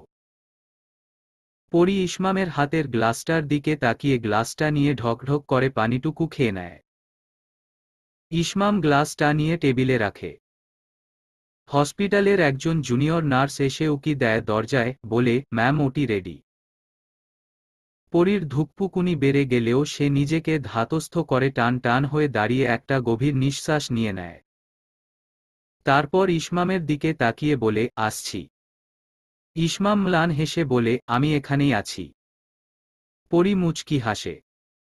প্রিয় মানুষটির এখানেই আছি বাক্যটিতে সে শিহরিত হয়। অতঃপর মাথা নিচু করে নার্সদের সাথে গুটি গুটি পায়ে এগিয়ে যায় অপারেশন থিয়েটারের দিকে। ইসমাম কিছুক্ষণ দাঁড়িয়ে থাকে ঠায়, তারপর তাদের অনুসরণ করে ডক্টরস রুম থেকে বের হয়। ওটির বাইরে দাঁড়িয়ে আছে রোগীর পরিবারের সদস্যরা। হসপিটালের গাইনি ওয়ার্ডের অপারেশন থিয়েটারের সামনে 2-3টা বেড রাখা, যাতে শুয়ে আছে কিছু গর্ভবতী মায়েরা, যারা অপেক্ষা করছে সিসেকশনের জন্য। প্রত্যেকের স্যালাইন চলছে। সরকারি হাসপাতালের এই অবস্থা দেখলে ইসমাম প্রচণ্ড বিরক্ত হয়। রোগীগুলোকে কেমন অবহেলার সাথে ফেলে রেখেছে, যেন এরা মানুষ নয়। এই বিষয়ে প্রতিবেদন লিখে লিখে ইসমাম ক্লান্ত। ডক্টরদের আর কি বলবে, তারা তো সামান্য চাকুরি করে। চিকিৎসা নিয়ে কোনো অভিযোগ পায়নি ইসমাম, তবে ব্যবস্থাপনা অতি বাজে। পরীর সাথে এই বিষয়ে আলোচনা করেছে, বিভাগীয় প্রধানের কাছে বিষয়টি নিয়ে গিয়েছিল পরী আর তার কিছু কলিগ। মহিলাদের দেখে ইসমাম ওটির সামনে না দাঁড়িয়ে সোজা হেঁটে লবিতে একটা বেঞ্চিতে বসে থাকে। তার হাতে তার অর্ধাঙ্গিনীর মুঠোফোন। তার পাশেই কিছুটা দূরত্বে বসে আছে তার বয়সী একজন ভদ্রলোক। কিছুক্ষণ পর পর ইসমামের দিকে কৌতূহলী দৃষ্টিতে তাকায় লোকটি। তারপর হঠাৎ করে জোরতা কাটিয়ে বলে, আপনাদের মতো বড়লোকের বউকে সরকারি হাসপাতালে নিয়ে আসেন। আপনারা তো প্রাইভেট হসপিটালেই যেতে পারেন। ইসমাম লোকটার কথায় কোনো জবাব না দিয়ে ম্লান হাসে। লোকটা বলতে থাকে, রক্তের গ্রুপ কি আপনার বউয়ের? পেয়েছেন খুঁজে? আমার বউয়েরও নেগেটিভ। খুঁজতে খুঁজতে হয়রান সবাই। আমি অনেক কষ্টে ম্যানেজ করেছি। ইসমাম বলে ওঠে, আপনি ইয়াসার আলো ফাউন্ডেশনের সাথে যোগাযোগ করলেই দ্রুত পেয়ে যেতেন। ওনাদের একটা ব্লাড ফাউন্ডেশন আছে। লোকটা বলতে থাকে, সেখান থেকেই তো ম্যানেজ করেছি। খুব নার্ভাস লাগছে এখন। ইসমাম বলে, আমারও। তা আপনার বউয়ের এটা প্রথম বাচ্চা? ইসমামের দিকে তাকিয়ে লোকটি বলে, ইসমাম মাথা নাড়িয়ে বলে, জি না। তবে দ্বিতীয়? নাট। তবে তৃতীয়? না। এটা আমার বউয়ের প্রথম ওটি। আমার বউ নতুন ডাক্তার। আজ তার পেশাগত জীবনের প্রথম দিন। তাই খুব নার্ভাস লাগছে। অকপট জবাব ইসমামের। লোকটা ইসমামের মুখের দিকে তাকিয়ে আছে। ইসমামের মুখ হাসি হাসি। কলিং বেল টেপার আগে পাঞ্জাবির বোতামে হাত রেখে গলার কাজটা ঠিক করে ফোঁস করে নিঃশ্বাস নিয়ে নেয় সে। তারপর হাতের প্যাকেটটার দিকে তাকিয়ে মুচকি হাসে। আসার সময় ট্রাফিক সিগন্যালেই ফুলগুলো পেয়ে গিয়েছিল। চোখে পড়তেই কিনে নিতে 2 সেকেন্ড দেরি করেনি। হাত বাড়িয়ে কলিং বেল টিপে দেয়। মিনিট খানেক পরে সদর দরজা খুলে সামনে দাঁড়িয়ে থাকা বলিষ্ঠদেহী শুভ্র পাঞ্জাবি পরিহিত টান টান দাঁড়িয়ে থাকা আপন মানুষটার দিকে কয়েক পলক তাকিয়ে আলো তার দৃষ্টি নামায় মানুষটার হাতের দিকে। শামিন এদিক ওদিক দেখে আলোকে বলে, মেয়ে কোথায়? আলো গম্ভীর কণ্ঠে জবাব দেয়, ঈশিতা আপুর কাছে ঘুমিয়েছে। শামিন ঘরে ঢুকতে ঢুকতে বলে, ইস্যু কখন এলো? সন্ধে নাগাদ। শান্ত ভাইয়া ড্রপ করে দিয়ে গেল। সে দুদিনের জন্য অফিসের কাজে চিটাগাং গিয়েছে। ও। ইসমাম আর পরি ফিরেছে? না। আচ্ছা। এক শব্দে বলে শামিন। তারপর আলোর পা থেকে মাথা পর্যন্ত দেখে আলোর গায়ে একটা নতুন সুতি শাড়ি। সম্ভবত আজই ভাঁজ খুলেছে। ভীষণ স্নিগ্ধ লাগছে তার বউকে। তবে মুখভঙ্গি বরাবরের মতো অমাবস্যার অন্ধকার। শামিন এতে অভ্যস্ত হয়ে গিয়েছে। বরং যদি দেখত দরজা খুলে আলো রানী হাসি হাসি মুখ করে তার দিকে তাকিয়ে আছে তাহলে শামিন অবাক হতো। তাই শামিন গা না করে সিঁড়ির দিকে যেতে যেতে বলতে থাকে, মেয়েকে ঘরে নিয়ে আসার দরকার নেই বুঝলে। আজ ফুপির কাছে থাকুক। কথাটা বলে শামিন হেসে ফেলে। আলো পেছনে থেকে দাঁতে দাঁত চেপে বলতে থাকে, অবশ্যই। আজ তো আমি মেয়েকে একদমই ঘরে নেব না। শামিন আলোর কথা না শুনতে পেয়ে সিঁড়ির 16তম ধাপে দাঁড়িয়ে পড়ে মাথা ঘুরিয়ে নিচে আলোর দিকে তাকিয়ে বলে ওঠে, কিছু বললে? না। আপনি ঘরে যান। আমি আসছি। ঠান্ডা গলায় জবাব দিয়ে আলো কিচেনে চলে যায়। ওটি থেকে বেরিয়ে পড়ি লবিতে ইসমামকে দাঁড়িয়ে থাকতে দেখতে পায়। সে জানত লোকটা যাবে না। এখানেই বসে থাকবে। মাথা থেকে নেটক্যাপ খুলতে খুলতে এগিয়ে আসে পড়ি। ইসমাম উঠে দাঁড়িয়েই বলে, কংগ্রাচুলেশনস। পরি হেসে বলে, ওয়েট। অপারেশন সাকসেসফুল হয়েছে নাকি হয়নি তা না জেনেই অভিনন্দন জানাচ্ছেন? ইসমাম হেসে বলে, তোমাকে দেখেই বুঝে গিয়েছি। এত বোঝে না আমাকে।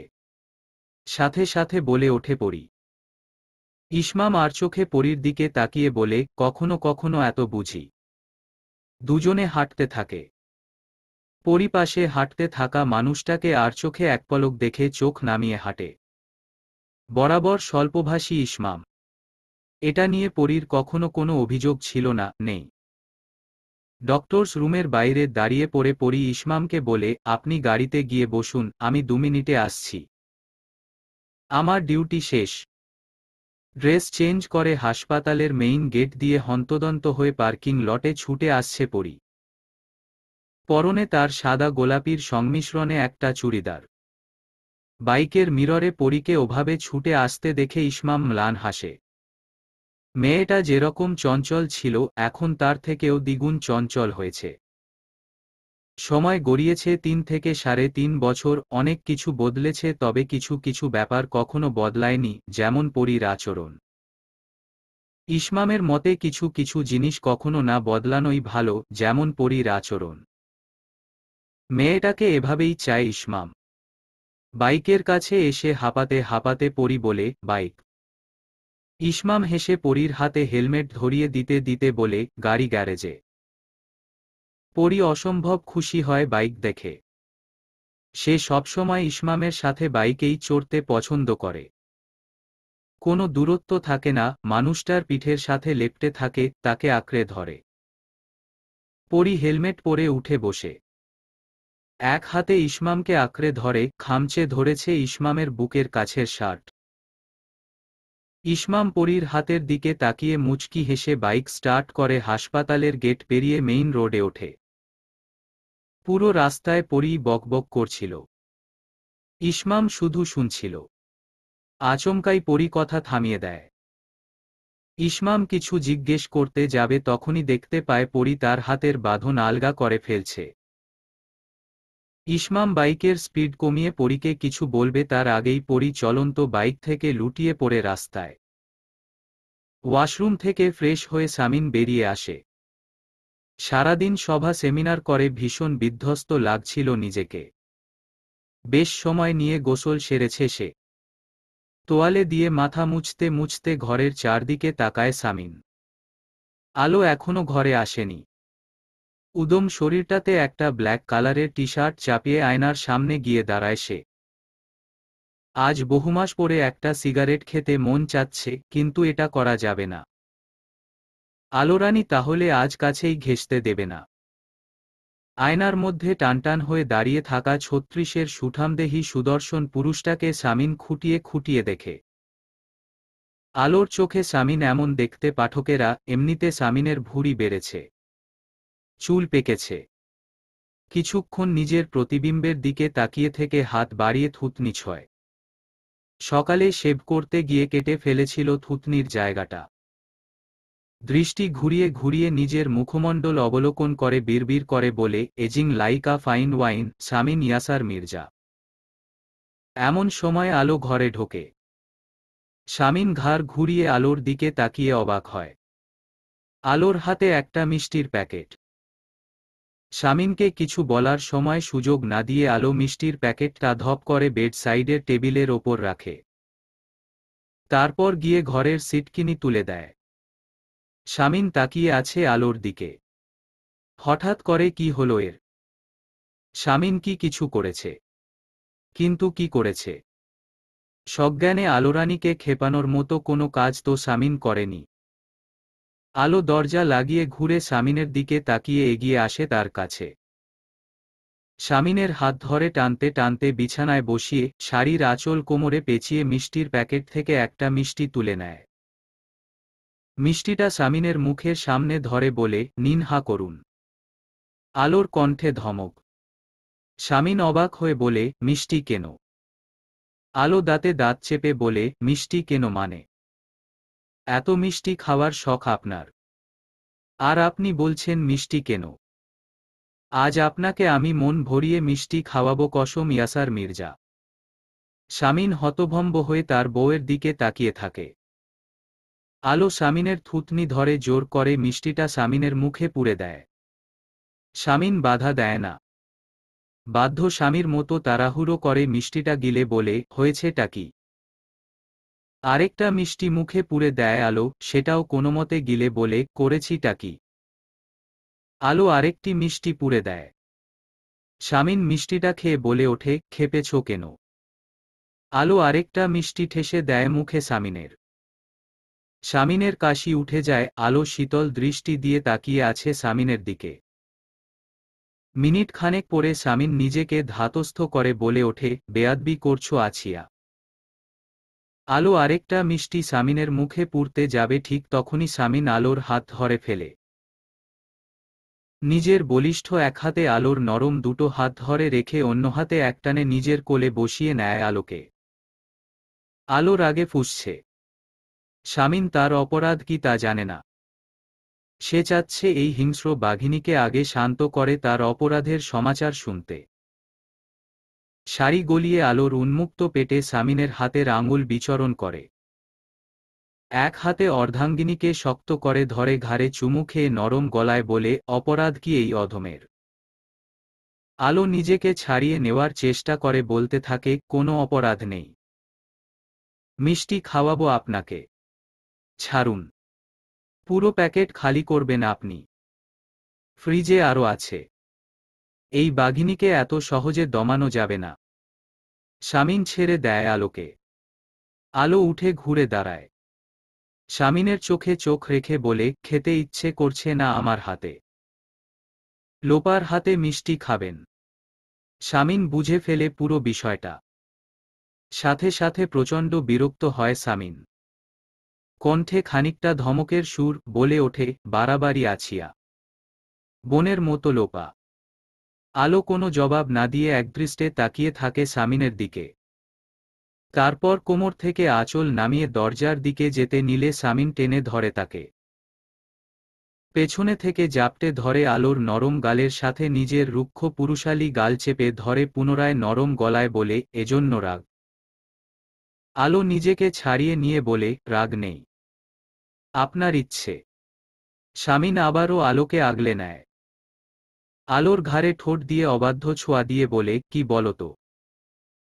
আমার বউ তো সারাক্ষণ আমাকে ঘোল খাওয়ায়, তাই কেউ মিষ্টি খাওয়াতে চাইলে বাধা দিতে পারি না। কথাটা বলে শামীন হেসে ফেলে। সারাদিন পরে মানুষটার নির্মল হাসির ঝংকার শুনে আলো শিহরিত হয়, কিন্তু সে নিজের মেজাজ বজায় রাখে। ছিঃ বলে নিজেকে ছাড়িয়ে দরজার কাছে চলে যায় আলো। দরজার সিটকিনি খুলতে হাত বাড়াতেই শামীন আবারও টেনে ধরে। আলো এইবার একটা অদ্ভুত কাণ্ড করে বসে, যা সে সচরাচর করে না। মুহূর্ত কেটে যায়, শামীন নিজের পেটে হাত চেপে ধরে চোখ বড় বড় করে আলোর দিকে তাকিয়ে আছে। আলো তার দিকে কঠিন দৃষ্টি দিয়ে আছে। শামীন হতভম্ব ভাব কাটিয়ে নিজের পেট থেকে হাত সরিয়ে আলোকে ধরে ঘুরিয়ে নেয়। আলোর দুহাত পেছনে নিয়ে এক হাতে হাত দুটোকে আঁকড়ে ধরে বলতে থাকে, শান্তিপ্রিয় বাপের বিগড়ে যাওয়া অবাধ্য মেয়ে। স্বামীকে কারাতে মুভস দেখাচ্ছ তুমি? এবার দেখাও তবে। আলো প্রাণপণ চেষ্টা করেও নিজের হাত দুটোকে ছাড়াতে পারে না। শামীন বলতে থাকে, কি দেখাও? কারাতে দেখাও। স্বামীর গায়ে হাত তোলা। হাত দুটোকে ভেঙে দেই। আলো কিছুক্ষণ চেষ্টা করে হাত ছাড়াতে ব্যর্থ হয়ে অস্ফুট স্বরে বলে, ব্যথা পাচ্ছি। শামীন সাথে সাথে আলোর হাতটা ছেড়ে দেয়। আলো দূরে সরে দাঁড়ায়। শামীন বলতে থাকে, এসো, আমি তোমাকে বুঝিয়ে বলছি। প্রয়োজন নেই। আপনি মিষ্টি খান লোপার হাতে। অভিমান কমেনি আলোর। এবার দরজার সিটকিনি খোলে। শামীন শীতল চোখে তাকিয়ে আছে সেদিকে। আলো দরজার বাইরে পা রাখতেই যাবে, তখনই ভারী কণ্ঠস্বর গম্ভীর করে বলে ওঠে, খবরদার যদি এই ঘরের বাইরে পা রাখো আছিয়া। আজ ভয়ঙ্কর কিছু ঘটিয়ে ফেলব। আলো থমকে দাঁড়ায়। তারপর ঘুরে যায়, দৃষ্টি রাখে শামীনের দৃষ্টিতে। শামীন তাকিয়ে আছে তার দিকে, শীতল চোখে। আজ অবাধ্য আছিয়াকে লাই নয়, শাস্তি দেবে সে। Modern diagnostic centre and hospital, একটি প্রাইভেট হসপিটাল, যার গ্রাউন্ড ফ্লোরের পূর্ব দিকের একটি কেবিনে ডক্টর পরি, নারী ও শিশু বিশেষজ্ঞ, সদ্য সদ্য চেম্বার নিয়েছেন। ইসমাম মির্জা গ্রাউন্ড ফ্লোরের রেডিওলজি বিভাগের আল্ট্রাসাউন্ডের কামরার দরজার বাইরে বউয়ের ভ্যানিটি ব্যাগ আর মুঠোফোন নিয়ে দাঁড়িয়ে আছে চুপচাপ। ডান হাতটা উল্টে ঘড়িতে সময় দেখে এক পলক। রাত 12:23। বাইক থেকে মাথা ঘুরে পড়ে যাওয়ায় পরীকে এখানে নিয়ে এসেছে ইসমাম। দরজার নবঘোড়ার শব্দ হতেই ইসমাম ঘাড় ঘুরিয়ে তাকায়। আল্ট্রাসাউন্ডের কামরা থেকে বোরখা ও নিকাব পরিহিতা একজন ডক্টর বেরিয়ে এসে অত্যন্ত নিচু স্বরে ইসমামকে সালাম দিয়ে বলে, আপুর কাছে যান ভাইয়া। মেয়েটা চলে যেতেই ইসমাম এক মুহূর্তও দেরি না করে আল্ট্রাসাউন্ডের কামরায় ঢোকে। দেখতে পায় পরী আধশোয়া হয়ে বসে আছে। কাঁদছে সে। ইসমাম হতভম্ব হয়ে ছুটে যায় পরীর কাছে। পরীকে ওভাবে নিশ্চুপ কাঁদতে দেখে দুহাতে পরীর দুই গাল আগলে ধরে বলে, কি হয়েছে বলো আমাকে। পরী পাশ থেকে ইউএসজি রিপোর্টটা উঠিয়ে ইসমামের হাতে দেয়। ইসমাম রিপোর্টটাতে চোখ বুলিয়ে আনন্দে প্রায় লাফিয়ে ওঠে। নিজের পিতৃত্বের সুসংবাদ নিজের হাতে দেখতে পেয়ে সে তার ভেতরের তোলপাড় করে দেওয়া উত্তেজনাকে দমাতে না পেরে পরীকে সাথে সাথে জড়িয়ে ধরে। পরী নির্লিপ্ততা। ইসমাম তা বুঝতে পেরে পরীর গালে হাত রেখে উৎকণ্ঠা নিয়ে বলে, আমরা তো প্ল্যান করেছিলাম পরী। তোমার আগ্রহ বেশি ছিল। তবে কেন চোখে পানি? পরী দুহাতে নিজের গাল মুছে ফোঁস শব্দ করে একটা দীর্ঘশ্বাস ছেড়ে বলে, একটা কথা বলবেন ইসমাম মির্জা?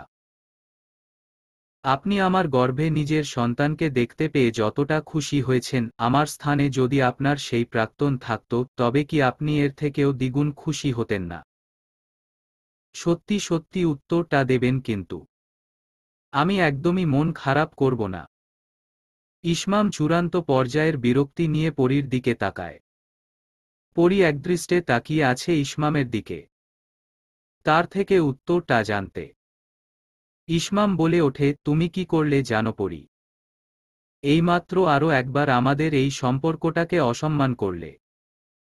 স্বামী স্ত্রীর মতো একটা পবিত্র সম্পর্ককে ঠুনকো বানিয়ে দিতে চাইলে তুমি। পরী দুচোখ বন্ধ করে ফেলে।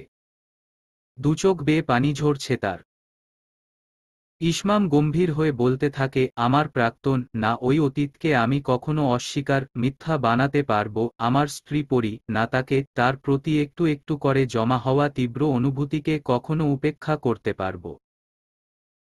পরী ইসমামের দিকে তাকিয়ে ধরা গলায় বলে ওঠে, একটা সত্যি কথা বলুন তো ইসমাম মির্জা, আমি কখনোই কি আপনার প্রেম হতে পারিনি?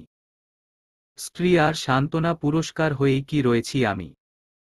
ইসমাম ম্লান হাসে। পরীর দুহাত মুঠি করে ধরে পরীর চোখে চোখ রাখে।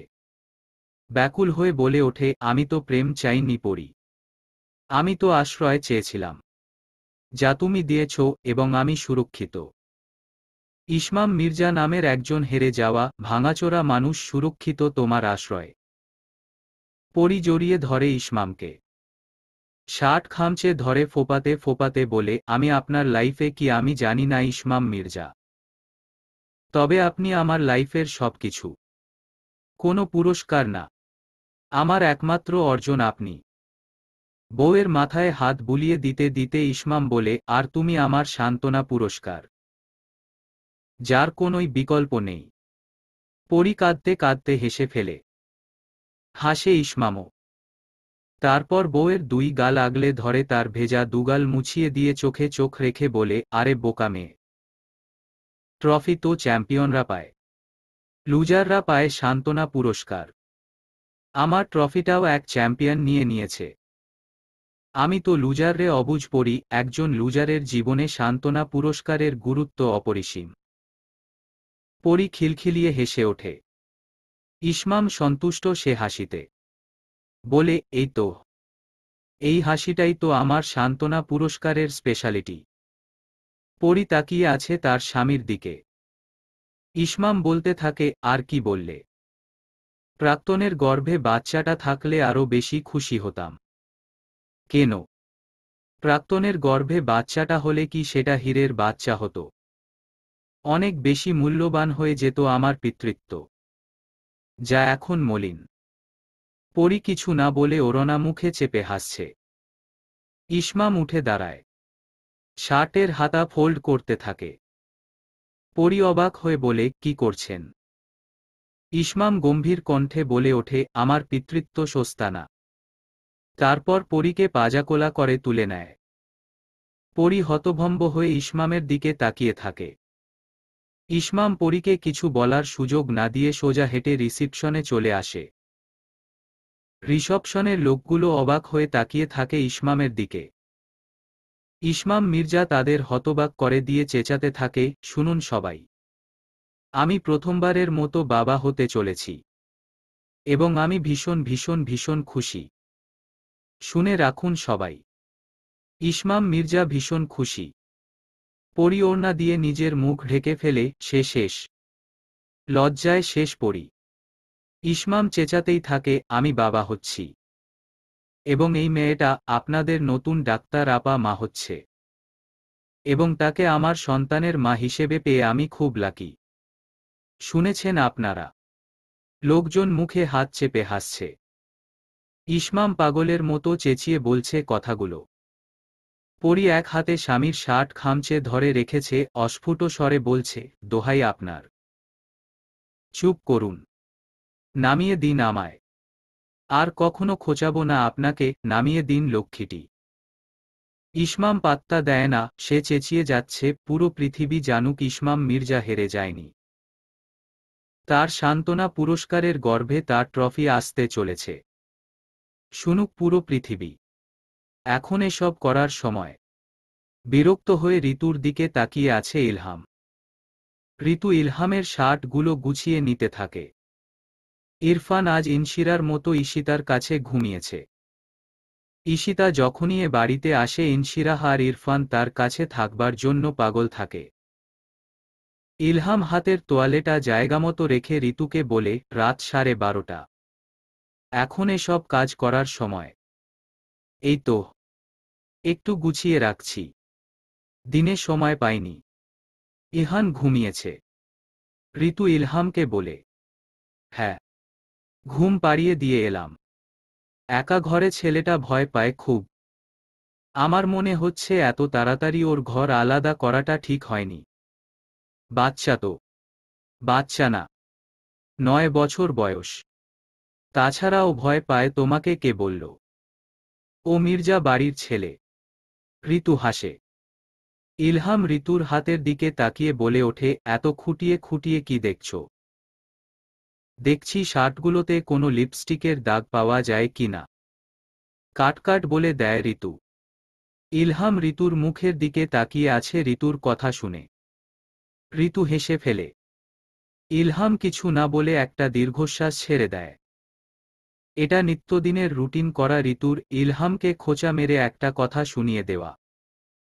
অবশ্য ইলহাম কখনোই কোন প্রতিবাদ করে না। ঋতু শার্টগুলো আলমারিতে তুলে রাখতে যায়, ইলহাম দরজার সিটকিনি তুলে দেয়। ঋতু বলে, ঈশিতা আপার ঘর থেকে ইরফানকে আনবেন না। ও আজও ঘরে থাকুক। ইলহাম নিচুস্বরে বলে। স্বামীর ইঙ্গিত বুঝতে পেরে লজ্জায় কান গরম হয়ে যায় ঋতুর। আলমারির দরজা ধপ করে লাগিয়ে চুপচাপ দাঁড়িয়ে থাকে। ইলহাম নিজের বউয়ের কাছে এগিয়ে যায়। ঋতুর মুখোমুখি দাঁড়িয়ে এক হাতে ঋতুর কোমর জড়িয়ে ধরে, অন্য হাতে তার থুতনি উঁচুতে তুলে চোখে চোখ রেখে বলে, খুব কথা শিখেছ হুমায়রা ঋতু। ঋতু চোখ নামায় না। ইলহামের চোখে চোখ রেখেই বলে, সেটা আপনি ঠিক বলেছেন, সারা দেশের মুরগি খেয়ে হাজি সাজা শেয়াল মামা। কথাটা বলে ঋতু হেসে ফেলে। ইলহাম বউয়ের কথায় হতভম্ব হলেও বিশেষ পাত্তা না দিয়ে কোলে তুলে নিয়ে বিছানায় শুইয়ে দেয়। গায়ের টি শার্টটা একটানে খুলে ফেলে আবদ্ধ করে ঋতুকে নিজের মাঝে। ঋতুর ছটফটানি বেড়ে যায়। আজ অনেকটা দিন পরে দুজনে কাছাকাছি। ইলহাম ঋতুকে খেয়াল করে বলে ওঠে, জোর করছি না তো তোমায়। ঋতু দুচোখ বন্ধ করে হেসে ফেলে। ইলহাম অবাক হয়ে অস্ফুট স্বরে বলে, হাসছ কেন? এত ভদ্র হলেন কবে? ঋতু চোখ বন্ধ রেখেই জবাব দেয়। ঋতুর খোঁচাতে এবারও ইলহাম কোনো পাত্তা দেয় না। সে আবারও বলে, জোর করছি না তো। স্বামীর গলা দুহাতে জড়িয়ে নিজের দিকে টেনে নেয় ঋতু। কানের কাছে মুখ নিয়ে ফিসফিসিয়ে বলে, মাঝে মাঝে জোর করতে পারেন ইলহাম মির্জা। আলো দরজার কাছেই দাঁড়িয়ে। স্বামীন আলোর মুখের দিকে তাকিয়ে পুনরায় অত্যন্ত ঠান্ডা গলায় বলে ওঠে, সাহস থাকলে এই ঘরের বাইরে পা রাখো তুমি। স্বামীনের কণ্ঠে কিছু একটা ছিল। আলো ভেতরে ভেতরে ঘাবড়ে যায়। কিন্তু বাইরে সে মেজাজি ভাব নিয়েই দাঁড়িয়ে আছে। দরজার বাইরে পা রাখার কোনো প্রয়াস নেই তার। স্বামীন এগিয়ে যায়, আলোকে দরজার সামনে থেকে সরিয়ে দরজা আটকে ঘুরে আলোর দিকে তাকায়। তারপর ধমক দিয়ে বলে ওঠে, সবসময় বেশি বোঝা। একটা জিনিস বুঝিয়ে বললেও বুঝতে না চাওয়া, খামখেয়ালিপনা করা। বেশি লাই দিলে যা হয়। রাগ করো, ফায়ার হও, এই চার দেয়ালের মধ্যে বসে এসব করবে। দরজার বাইরে ভুলেও যাবে না। অত্যন্ত উঁচু গলায় কথাগুলো বলে ফেলেছে সামিন। আলো একপলক সামিনের দিকে তাকিয়ে বলে, আমার গায়ের রং সুন্দর না, মুটিয়ে গিয়েছি, পুরনো হয়ে গিয়েছি। ভালো না লাগলে পরিষ্কার করে বলে দেবেন। সামিনের পা থেকে মাথা অবধি দাউ দাউ করে জ্বলে ওঠার মতো একটা কথা। তবুও সামিন নিজেকে সংযত রেখে বিছানা ঠিক করতে থাকে চুপচাপ। আলো আলমারি থেকে একটা বিছানার চাদর মেঝেতে বিছিয়ে বিছানা থেকে বালিশ নিয়ে নেয়। সামিন হতভম্ব হয়ে আলোর কাজকারবার দেখতে থাকে। কত বড় দুঃসাহস! ধমক খেয়ে বুঝো তো নেয়নি, উল্টো মেঝেতে বিছানা পেতেছে। যা ইচ্ছে করুক। স্বামীন আজ রাগ ভাঙাবে না এই মহিলার। সবসময় জিতবে। আজ তা হবে না। আজ স্বামীন নিজের পৌরুষ বজায় রাখবে। এইসব স্ক্রু ঢিলা মেয়ে মানুষের কাছে মিনমিন সে করবে না, নিজের সাফাই গাইবে না। মাফ তো চাইবেই না। সে গিয়ে বিছানায় টানটান হয়ে শুয়ে পড়ে। আলো মেঝেতে চাদর বিছিয়ে শুয়ে পড়ে। মিনিট 5 অতিবাহিত হয়। স্বামীন উঠে বসে মাথা ঘুরিয়ে আলোর দিকে তাকায়। বিছানা থেকে আলোর পিঠের দিকটা দেখা যাচ্ছে। স্বামীন সেদিকে কিছুক্ষণ তাকিয়ে থেকে বলে ওঠে, ডিভানে শো। এভাবে মেঝেতে চাদর পেতে শোয়াতে শাস্তি তো নিজেই পাচ্ছ। আলো চুপ করে থাকে, কোনো জবাব দেয় না। স্বামীন একটা গভীর নিঃশ্বাস ফেলে উঠে দাঁড়ায়। তারপর গিয়ে বড় আলমারি থেকে একটা ম্যাট্রেস বিছিয়ে দেয় মেঝেতে। আলোর কাছে গিয়ে হাঁটু ভেঙে বসে তাকে কোলে তুলে নেয়। আলো ছটফট করছে। স্বামীন গম্ভীর কণ্ঠে বলে, আদর দিতে আসিনি আপনাকে। শান্ত হন। আলোকে ম্যাট্রেসে শুইয়ে দিয়ে বলে, নিন। এখানে শুয়ে রাগ করুন। আপনি আরাম করে আপনার রাগবিলাস করতে পারবেন। শরীরে ব্যথা আসবে না। বলে স্বামীন গিয়ে পুনরায় বিছানায় টানটান হয়ে শুয়ে পড়ে। আলো বলতে থাকে, কাল ও বাড়ি চলে যাব। As your wish. স্বামীন সাথে সাথে জবাব দেয়। আলো চুপ হয়ে যায় পুরো। স্বামীনও চুপ। কিছুক্ষণ বিছানায় এপাশ ওপাশ করে উঠে বসে। আলোর দিকে তাকিয়ে একটা গভীর নিঃশ্বাস ফেলে বিড়বিড় করে নিজেকে নিজে বলে, ও অদ্রিতা আলো স্বামীন। তুই একটু বেশি আশা করে ফেলেছিস ওর থেকে। বলতে বলতে স্বামীন নেমে যায় বিছানা থেকে। তারপর সোজা গিয়ে আলোর পাশে শুয়ে পড়ে। আলোর কোনো হেলদোল নেই। সে কপাল কুঁচকে ফেলেছে। স্বামীন আলোর পাশে শুয়ে একটা দীর্ঘশ্বাস ছেড়ে আলোকে বলতে থাকে, আমি এত নির্লজ্জ কেন আছিয়া? তা আমি কি করে জানব? আলো ওপাশ ফিরে শুয়েই জবাব দেয়। স্বামীন গম্ভীর হয়ে বলে, আচ্ছা আচ্ছা সরি। আর এমন হবে না। এবার ওঠো। দরকার নেই। আপনি মিষ্টি খাবেন আপনার ইচ্ছা মতো। কাল থেকে আমিও আমার কলিগদের ফেরাবো না। তাদের হাতে মিষ্টি খাবো, ফর্মালিটির নামে হ্যান্ডশেক করব তাদের সাথে। স্বামীন উঠে বসে।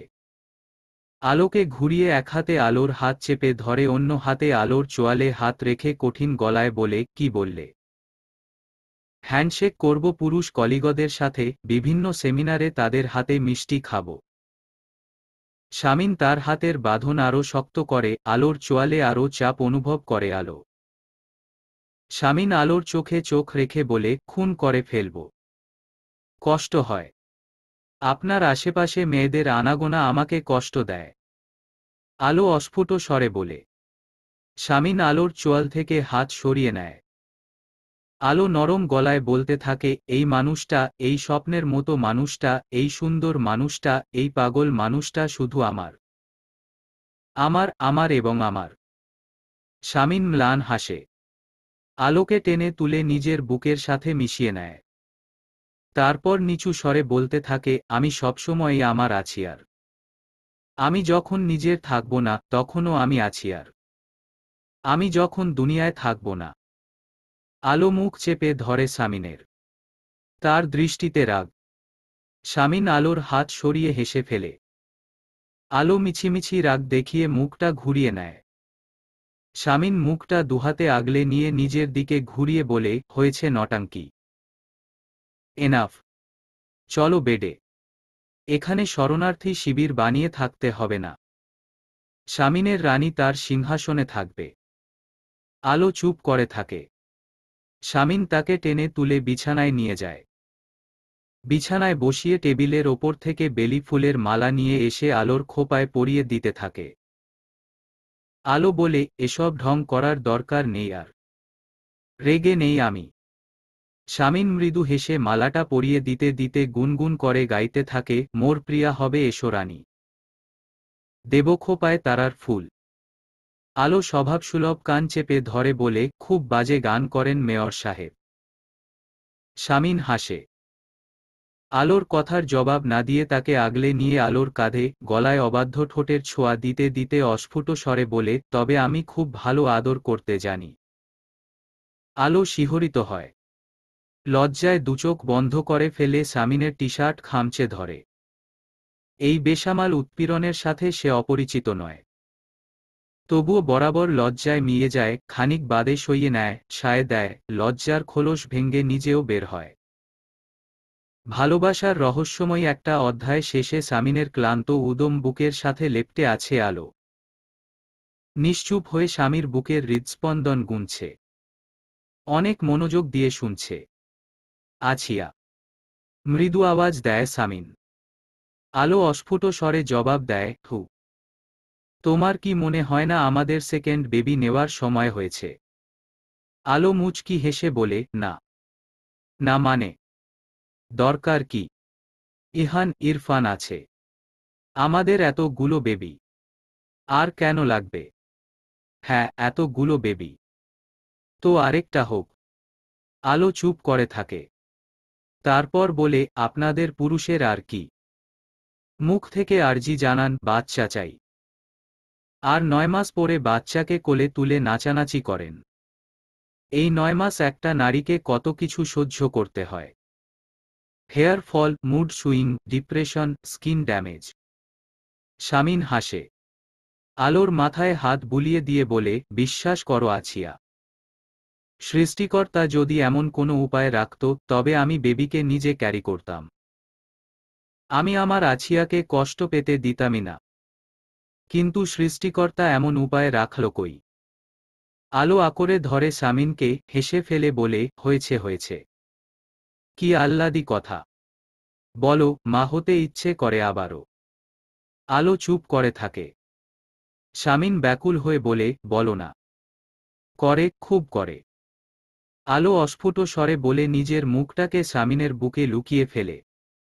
ইসমাম মির্জা বাবা হতে যাচ্ছে। সেই খুশিতে এ পর্যন্ত ৭৪ কেজি মিষ্টি বিলি করা হয়েছে। আরও অর্ডার দেওয়া হয়েছে। ইসমামের বাবা হওয়ার খুশিতে সবাই খুশি, মির্জা বাড়ির প্রতিটা মানুষ খুশি, সবথেকে বেশি খুশি মুসলিম পাড়ার ময়রারা। তারা তো দোয়া করে দিয়েছে, মির্জা বাড়ির ছেলেরা যেন প্রতিবছর একটা করে সুসংবাদ পায়। তাহলে তাদের ব্যবসা রমরমা থাকবে। পরি ভীষণ আদরে আছে বাড়িতে। দুই জায়ের সেবা যত্ন, ভাসুরদের স্নেহমাখা কথা, স্বামীর ভালোবাসায় সিক্ত সে।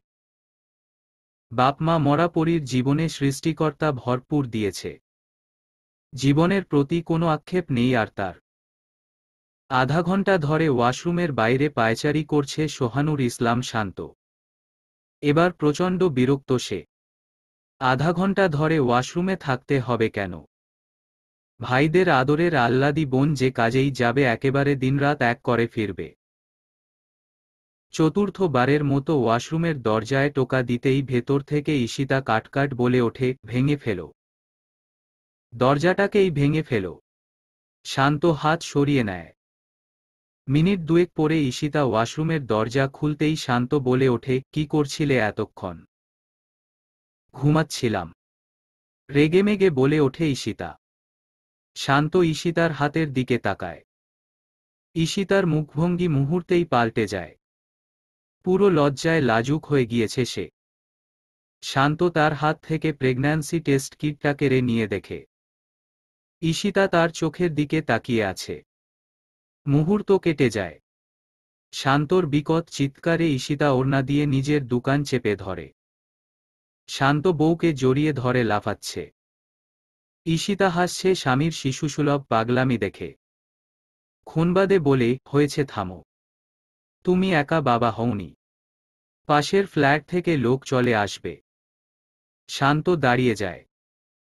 ঈশিতা ফোনটা তুলে নিয়ে শান্তর দিকে তাকিয়ে মুখটা কাচুমাচু মুখ করে বলে, কিভাবে জানাবো সবাইকে? শান্ত অবাক হয়ে বলে, কিভাবে জানাবে মানে? ভাবিদের বলবে। আমার লজ্জা লাগে। লজ্জা লাগে কেন? ভাইয়ারা জেনে যাবে। ঈশিতা হিমশিম খেতে থাকে। শান্ত বলে, দাও। আমি জানিয়ে দিচ্ছি ভাবিদের। আলো হাতে ফোন নিয়ে ছুটছে। সিঁড়িতে ধূপধাপ শব্দ হচ্ছে। আজ ছুটির দিন, তাই মির্জা বাড়ির সবাই বেলা করে ঘুম থেকে উঠে একসাথে খেতে বসেছে। আলোকে ওভাবে নামতে দেখে সবাই মাথা ঘুরিয়ে তাকায়। আলো একছুটে লিভিং রুম পর্যন্ত এসে থেমে যায়, হাঁপাতে থাকে। তারপর সবার মুখের দিকে তাকিয়ে বলে ওঠে, ঈশিতা আপু প্রেগনেন্ট। ঈশিতার 3 ভাই আলোর মুখের দিকে তাকিয়ে আছে। শান্তর দিকে কপাল কুঁচকে তাকিয়ে আছে ঈশিতা। শান্ত মিটিমিটি হাসছে। তারপর বলে ওঠে, সবকিছু কেটে দিয়ে গেলাম। কষ্ট করে রান্নাটা করে রাখবে। আমি আজ বিকেলে আমার ঘাড়ে করে তোমার জন্য কাজের বুয়া নিয়ে আসব। ঈশিতা বলে, তুমি থামবে? যাও। এসব কিছু কাটতে হবে না তোমার। অফিসের লেট হবে, যাবে তো। আমি পারব। না, তুমি পারবে না। তোমার হঠাৎ হঠাৎ বমি পাবে, মাথা ঘুরবে, তারপর এসব কাটাকাটি করার সময় যদি তোমার মাথা ঘুরে যায় তাহলে তোমার হাত কেটে যাবে। এই সেনাপতি থাকতে পারুলের এত কষ্ট করার দরকার নেই। ঈশিতা মুখে ওড়না চেপে হাসছে। শান্ত বলতে থাকে, কি ভেবেছ? তোমার ভাইদের মতো বড়লোক নই বলে কি আমি আমার বউকে দিয়ে কষ্ট করাবো? তোমার ভাইয়েরা তোমাদের ভাবিদের প্রেগন্যান্সিতে আয়া রেখে দেয়। আমার তো বেতন স্বল্প, তাই আমি নিজেই আয়া হয়ে গেলাম। তোমাদের ভাইদের থেকে কোনো অংশে কম নই আমি। ইস্যুপাখি, তুমি একেবারে দুশ্চিন্তা করবে না। শান্ত সব সামলে নেবে। ঈশিতা একদৃষ্টে শান্তর দিকে তাকিয়ে থাকে। তারপর বলে ওঠে, সবসময় আমার ভাইদের সাথে কম্পিটিশন করো? করবই তো। দেখতে চেয়েছে না ইয়াসার মির্জা? তার বোনকে কত সুখে রাখি আমি। দেখিয়ে দেব। ইয়াসার মির্জা ভাবির প্রেগন্যান্সির খবর শুনে 64 কেজি মিষ্টি বিলিয়েছে। ইসমাম মির্জা পরীর প্রেগন্যান্সির খবর শুনে 74 কেজি মিষ্টি বিলিয়েছে। আমি শান্ত, আমি যদি 84 কেজি মিষ্টি না বিলিয়েছি, দেখো তুমি। এ মাসের বেতনের সব টাকা দিয়ে শুধু মিষ্টি কিনব। শান্ত অত্যন্ত সিরিয়াস ভঙ্গিতে বলছে কথাগুলো। ঈশিতা বলতে থাকে, মাফ করুন, আপনার মিষ্টি বিলি করে কাজ নেই। এখন থেকে নো অযথা খরচ, অনলি সেভিংস। কলিং বেল বেজে ওঠে হঠাৎ। শান্ত গিয়ে দরজা খুলে দিয়ে দাঁড়িয়ে থাকে। ঈশিতা আস্তে আস্তে বলতে থাকে, কে এলো? শান্তর পেছনে এসে দাঁড়াতেই ঈশিতা চমকে ওঠে। মুহূর্তেই চোখে মুখ ছেয়ে যায় তার লজ্জায়। শামিন বোনের দিকে তাকিয়ে আছে। ঈশিতার ইচ্ছে করছে ছুটে কোথাও পালিয়ে যেতে। শামিনের পাশে ইসমাম আর ইলহাম। তাদের সাথে সিতারাকে নিয়ে এসেছে। আজ থেকে সিতারা ঈশিতার কাছে থাকবে, ঈশিতার দেখাশোনা করবে। ঈশিতা ওড়নার কোনা 2 আঙ্গুলে নিয়ে মোচড়াতে মোচড়াতে বলে, ভাইয়া তোমরা। শামিন ইলহাম ইসমাম ভেতরে ঢোকে। বোনের শুকনো মুখের দিকে তাকিয়ে ইলহাম বলে ওঠে, ঠিক আছিস তো ইস্যু? ঈশিতার চোখ ভিজে ওঠে। কান্না আটকে রেখে মাথা নেড়ে অস্ফুট স্বরে বলে, হু। শান্ত ভাইবোনদের মধ্যে থাকবে না, তাই সবাইকে বসতে বলে ভেতরের ঘরে চলে যায়। শামিন একদৃষ্টে তার ছোট্ট বোনটার দিকে তাকিয়ে আছে। ক্ষণবাদে বলে ওঠে, বড় হয়ে গেলি। ঈশিতা কেঁদে ফেলে। শামিন এসে বোনকে আগলে নেয়। ঈশিতা ফোপাতে ফোপাতে বলে, বোনের বাড়িতে খেয়ে যাবে দুপুরে তোমরা। শামিন বলে, কে রাঁধবে? তুই। না তোমরা। ঈশিতা বলে। ইসমাম বলে ওঠে, এই ইস্যু। আমি সত্যিই মামা হব। মানে সত্যিই। ঈশিতা চোখ রাঙানি দেয় ইসমামকে। 4 ভাইবোন হাসতে থাকে। ভেতরের ঘর থেকে শান্ত মুগ্ধ হয়ে দেখছে সে দৃশ্য। কত সুন্দর এদের ভাইবোনের সম্পর্ক। এভাবেই কাটতে থাকে মির্জা বাড়ির প্রতিটি সদস্যের জীবন আনন্দে। কাটতে থাকে এক একটা দিন। সময় গড়িয়েছে, সবার বয়স বেড়েছে, তার সাথে বেড়েছে প্রতিটি সম্পর্কের মাধুর্যতা। এবাড়ির প্রতিটি সম্পর্কের সমীকরণ যেন স্বার্থ আর আধুনিকতার যুগে এক একটা নিদর্শন। বাবা সন্তানের সম্পর্ক, স্বামী স্ত্রীর সম্পর্ক, ভাই ভাইয়ের সম্পর্ক, ভাই বোনের সম্পর্ক। প্রতিটা সম্পর্কের মাঝে খুঁজে পাওয়া যাবে স্নিগ্ধতা, এক আকাশ সমান শ্রদ্ধা, বিশ্বস্ততা, ভালোবাসা আর খুনসুটি। বড় মা, দেখে যাও। আলো ইহানের দিকে তাকায়। তারপর বলে, কি বাবা? বড় বাবা তোমার কথা বলছে টিভিতে। আলো অবাক হয়ে যায়। বলে, আমার কথা বলছে মানে? দেখে যাও না। আলো অবাক হয়ে দোতলার লিভিং রুমের দিকে যায়। ইহানের কথা সে বুঝতে পারছে না। শামিন তো ঢাকাতে গিয়েছে অধিবেশনে অংশ নিতে। সে আলোর কথা বলছে মানে? বাড়ির সবাই দোতলার লিভিং রুমের টিভির সামনে বসে আছে। ঋতু আলোকে দেখতে পেয়ে বলে, ও ভাবি দেখো দেখো, তোমার স্বামীর ইন্টারভিউ নিচ্ছে জনতা টিভির রিপোর্টার। ভাইয়া তোমার কথা বলছে। আলো হতভম্ব হয়ে টিভির সামনে গিয়ে দাঁড়ায়। রিপোর্টার শামিনকে বলছে, আপনার স্ত্রীর প্রশংসা শুনে আপনার স্ত্রীকে খুব দেখতে ইচ্ছে করছে। আপনি কি আপনার স্ত্রীকে কিছু বলতে চান? শামিন মাথা নাড়ায়। মির্জা বাড়ির সবাই শ্বাস আটকে বসে আছে। আলো মনে মনে বলে ওঠে, উল্টো পাল্টা কিছু বলবেন না পাগল লোক। দয়া করে। শামিন ক্যামেরার সামনে মুখ ঘুরিয়ে আলোকে উদ্দেশ্য করে বলে, সব সময়, সব রূপেই তুমি আমার কাছে সেরা আছিয়া। ভালোবাসি আছিয়া। তোমার কোমলতাকে ভালোবাসি, জেদ ভালোবাসি, রাগ ভালোবাসি। তুমি এমনই থেকো।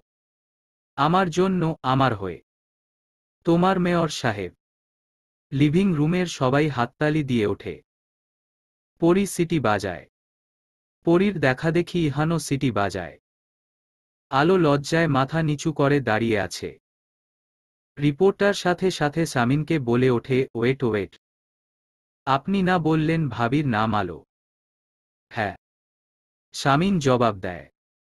তো আছিয়াকে? আমার বউ। তো আলোকে? রিপোর্টার অবাক হয়ে বলে। শামিন হেসে বলে, আমার বউ। রিপোর্টার ভরকে গিয়ে বলে, আপনার দুইটা বউ? শামিন হাসে, তারপর বলে, দুটোই আমার বউয়ের নাম। একটা আমার শ্বশুরের দেওয়া, একটা আমার। আপনার শ্বশুরের দেওয়া কোনটা? আলো। আর আপনি দিয়েছেন আছিয়া। শামিন বলে, জি। আছিয়া। শামিনের আছিয়া। রিপোর্টার বলতে থাকে, এত নাম থাকতে আছিয়াই কেন? এর পেছনে কোনো কারণ আছে? শামিন বলে, আছে। জানতে পারি সেই কারণ। এর জন্য আপনাকে একটা গল্প পড়তে হবে। গল্প? রিপোর্টার উৎসুক হয়ে জিজ্ঞেস করে। শামিন বলে, হ্যাঁ গল্প। নাম কি গল্পের? শামিন হেসে বলে, গল্পের নাম বধূ কোন আলো লাগলো চোখে। লেখিকা ইশরাত ইতি। রিপোর্টার অবাক হয়ে বলে, আপনাদের নিয়ে গল্পও লেখা হয়েছে? আপনাদের প্রেমের কাহিনী? শামিন বলে, না। ঘৃণার গল্প থেকে এক অদ্ভুত সুন্দর ভালোবাসার কাহিনী। এক শামিন ইয়াসার মির্জা আর তার আছিয়ার কাহিনী। সমাপ্ত। গল্প, বধূ কোন আলো লাগলো চোখে। লেখিকা ইশরাত ইতি। অন্তিম পর্ব।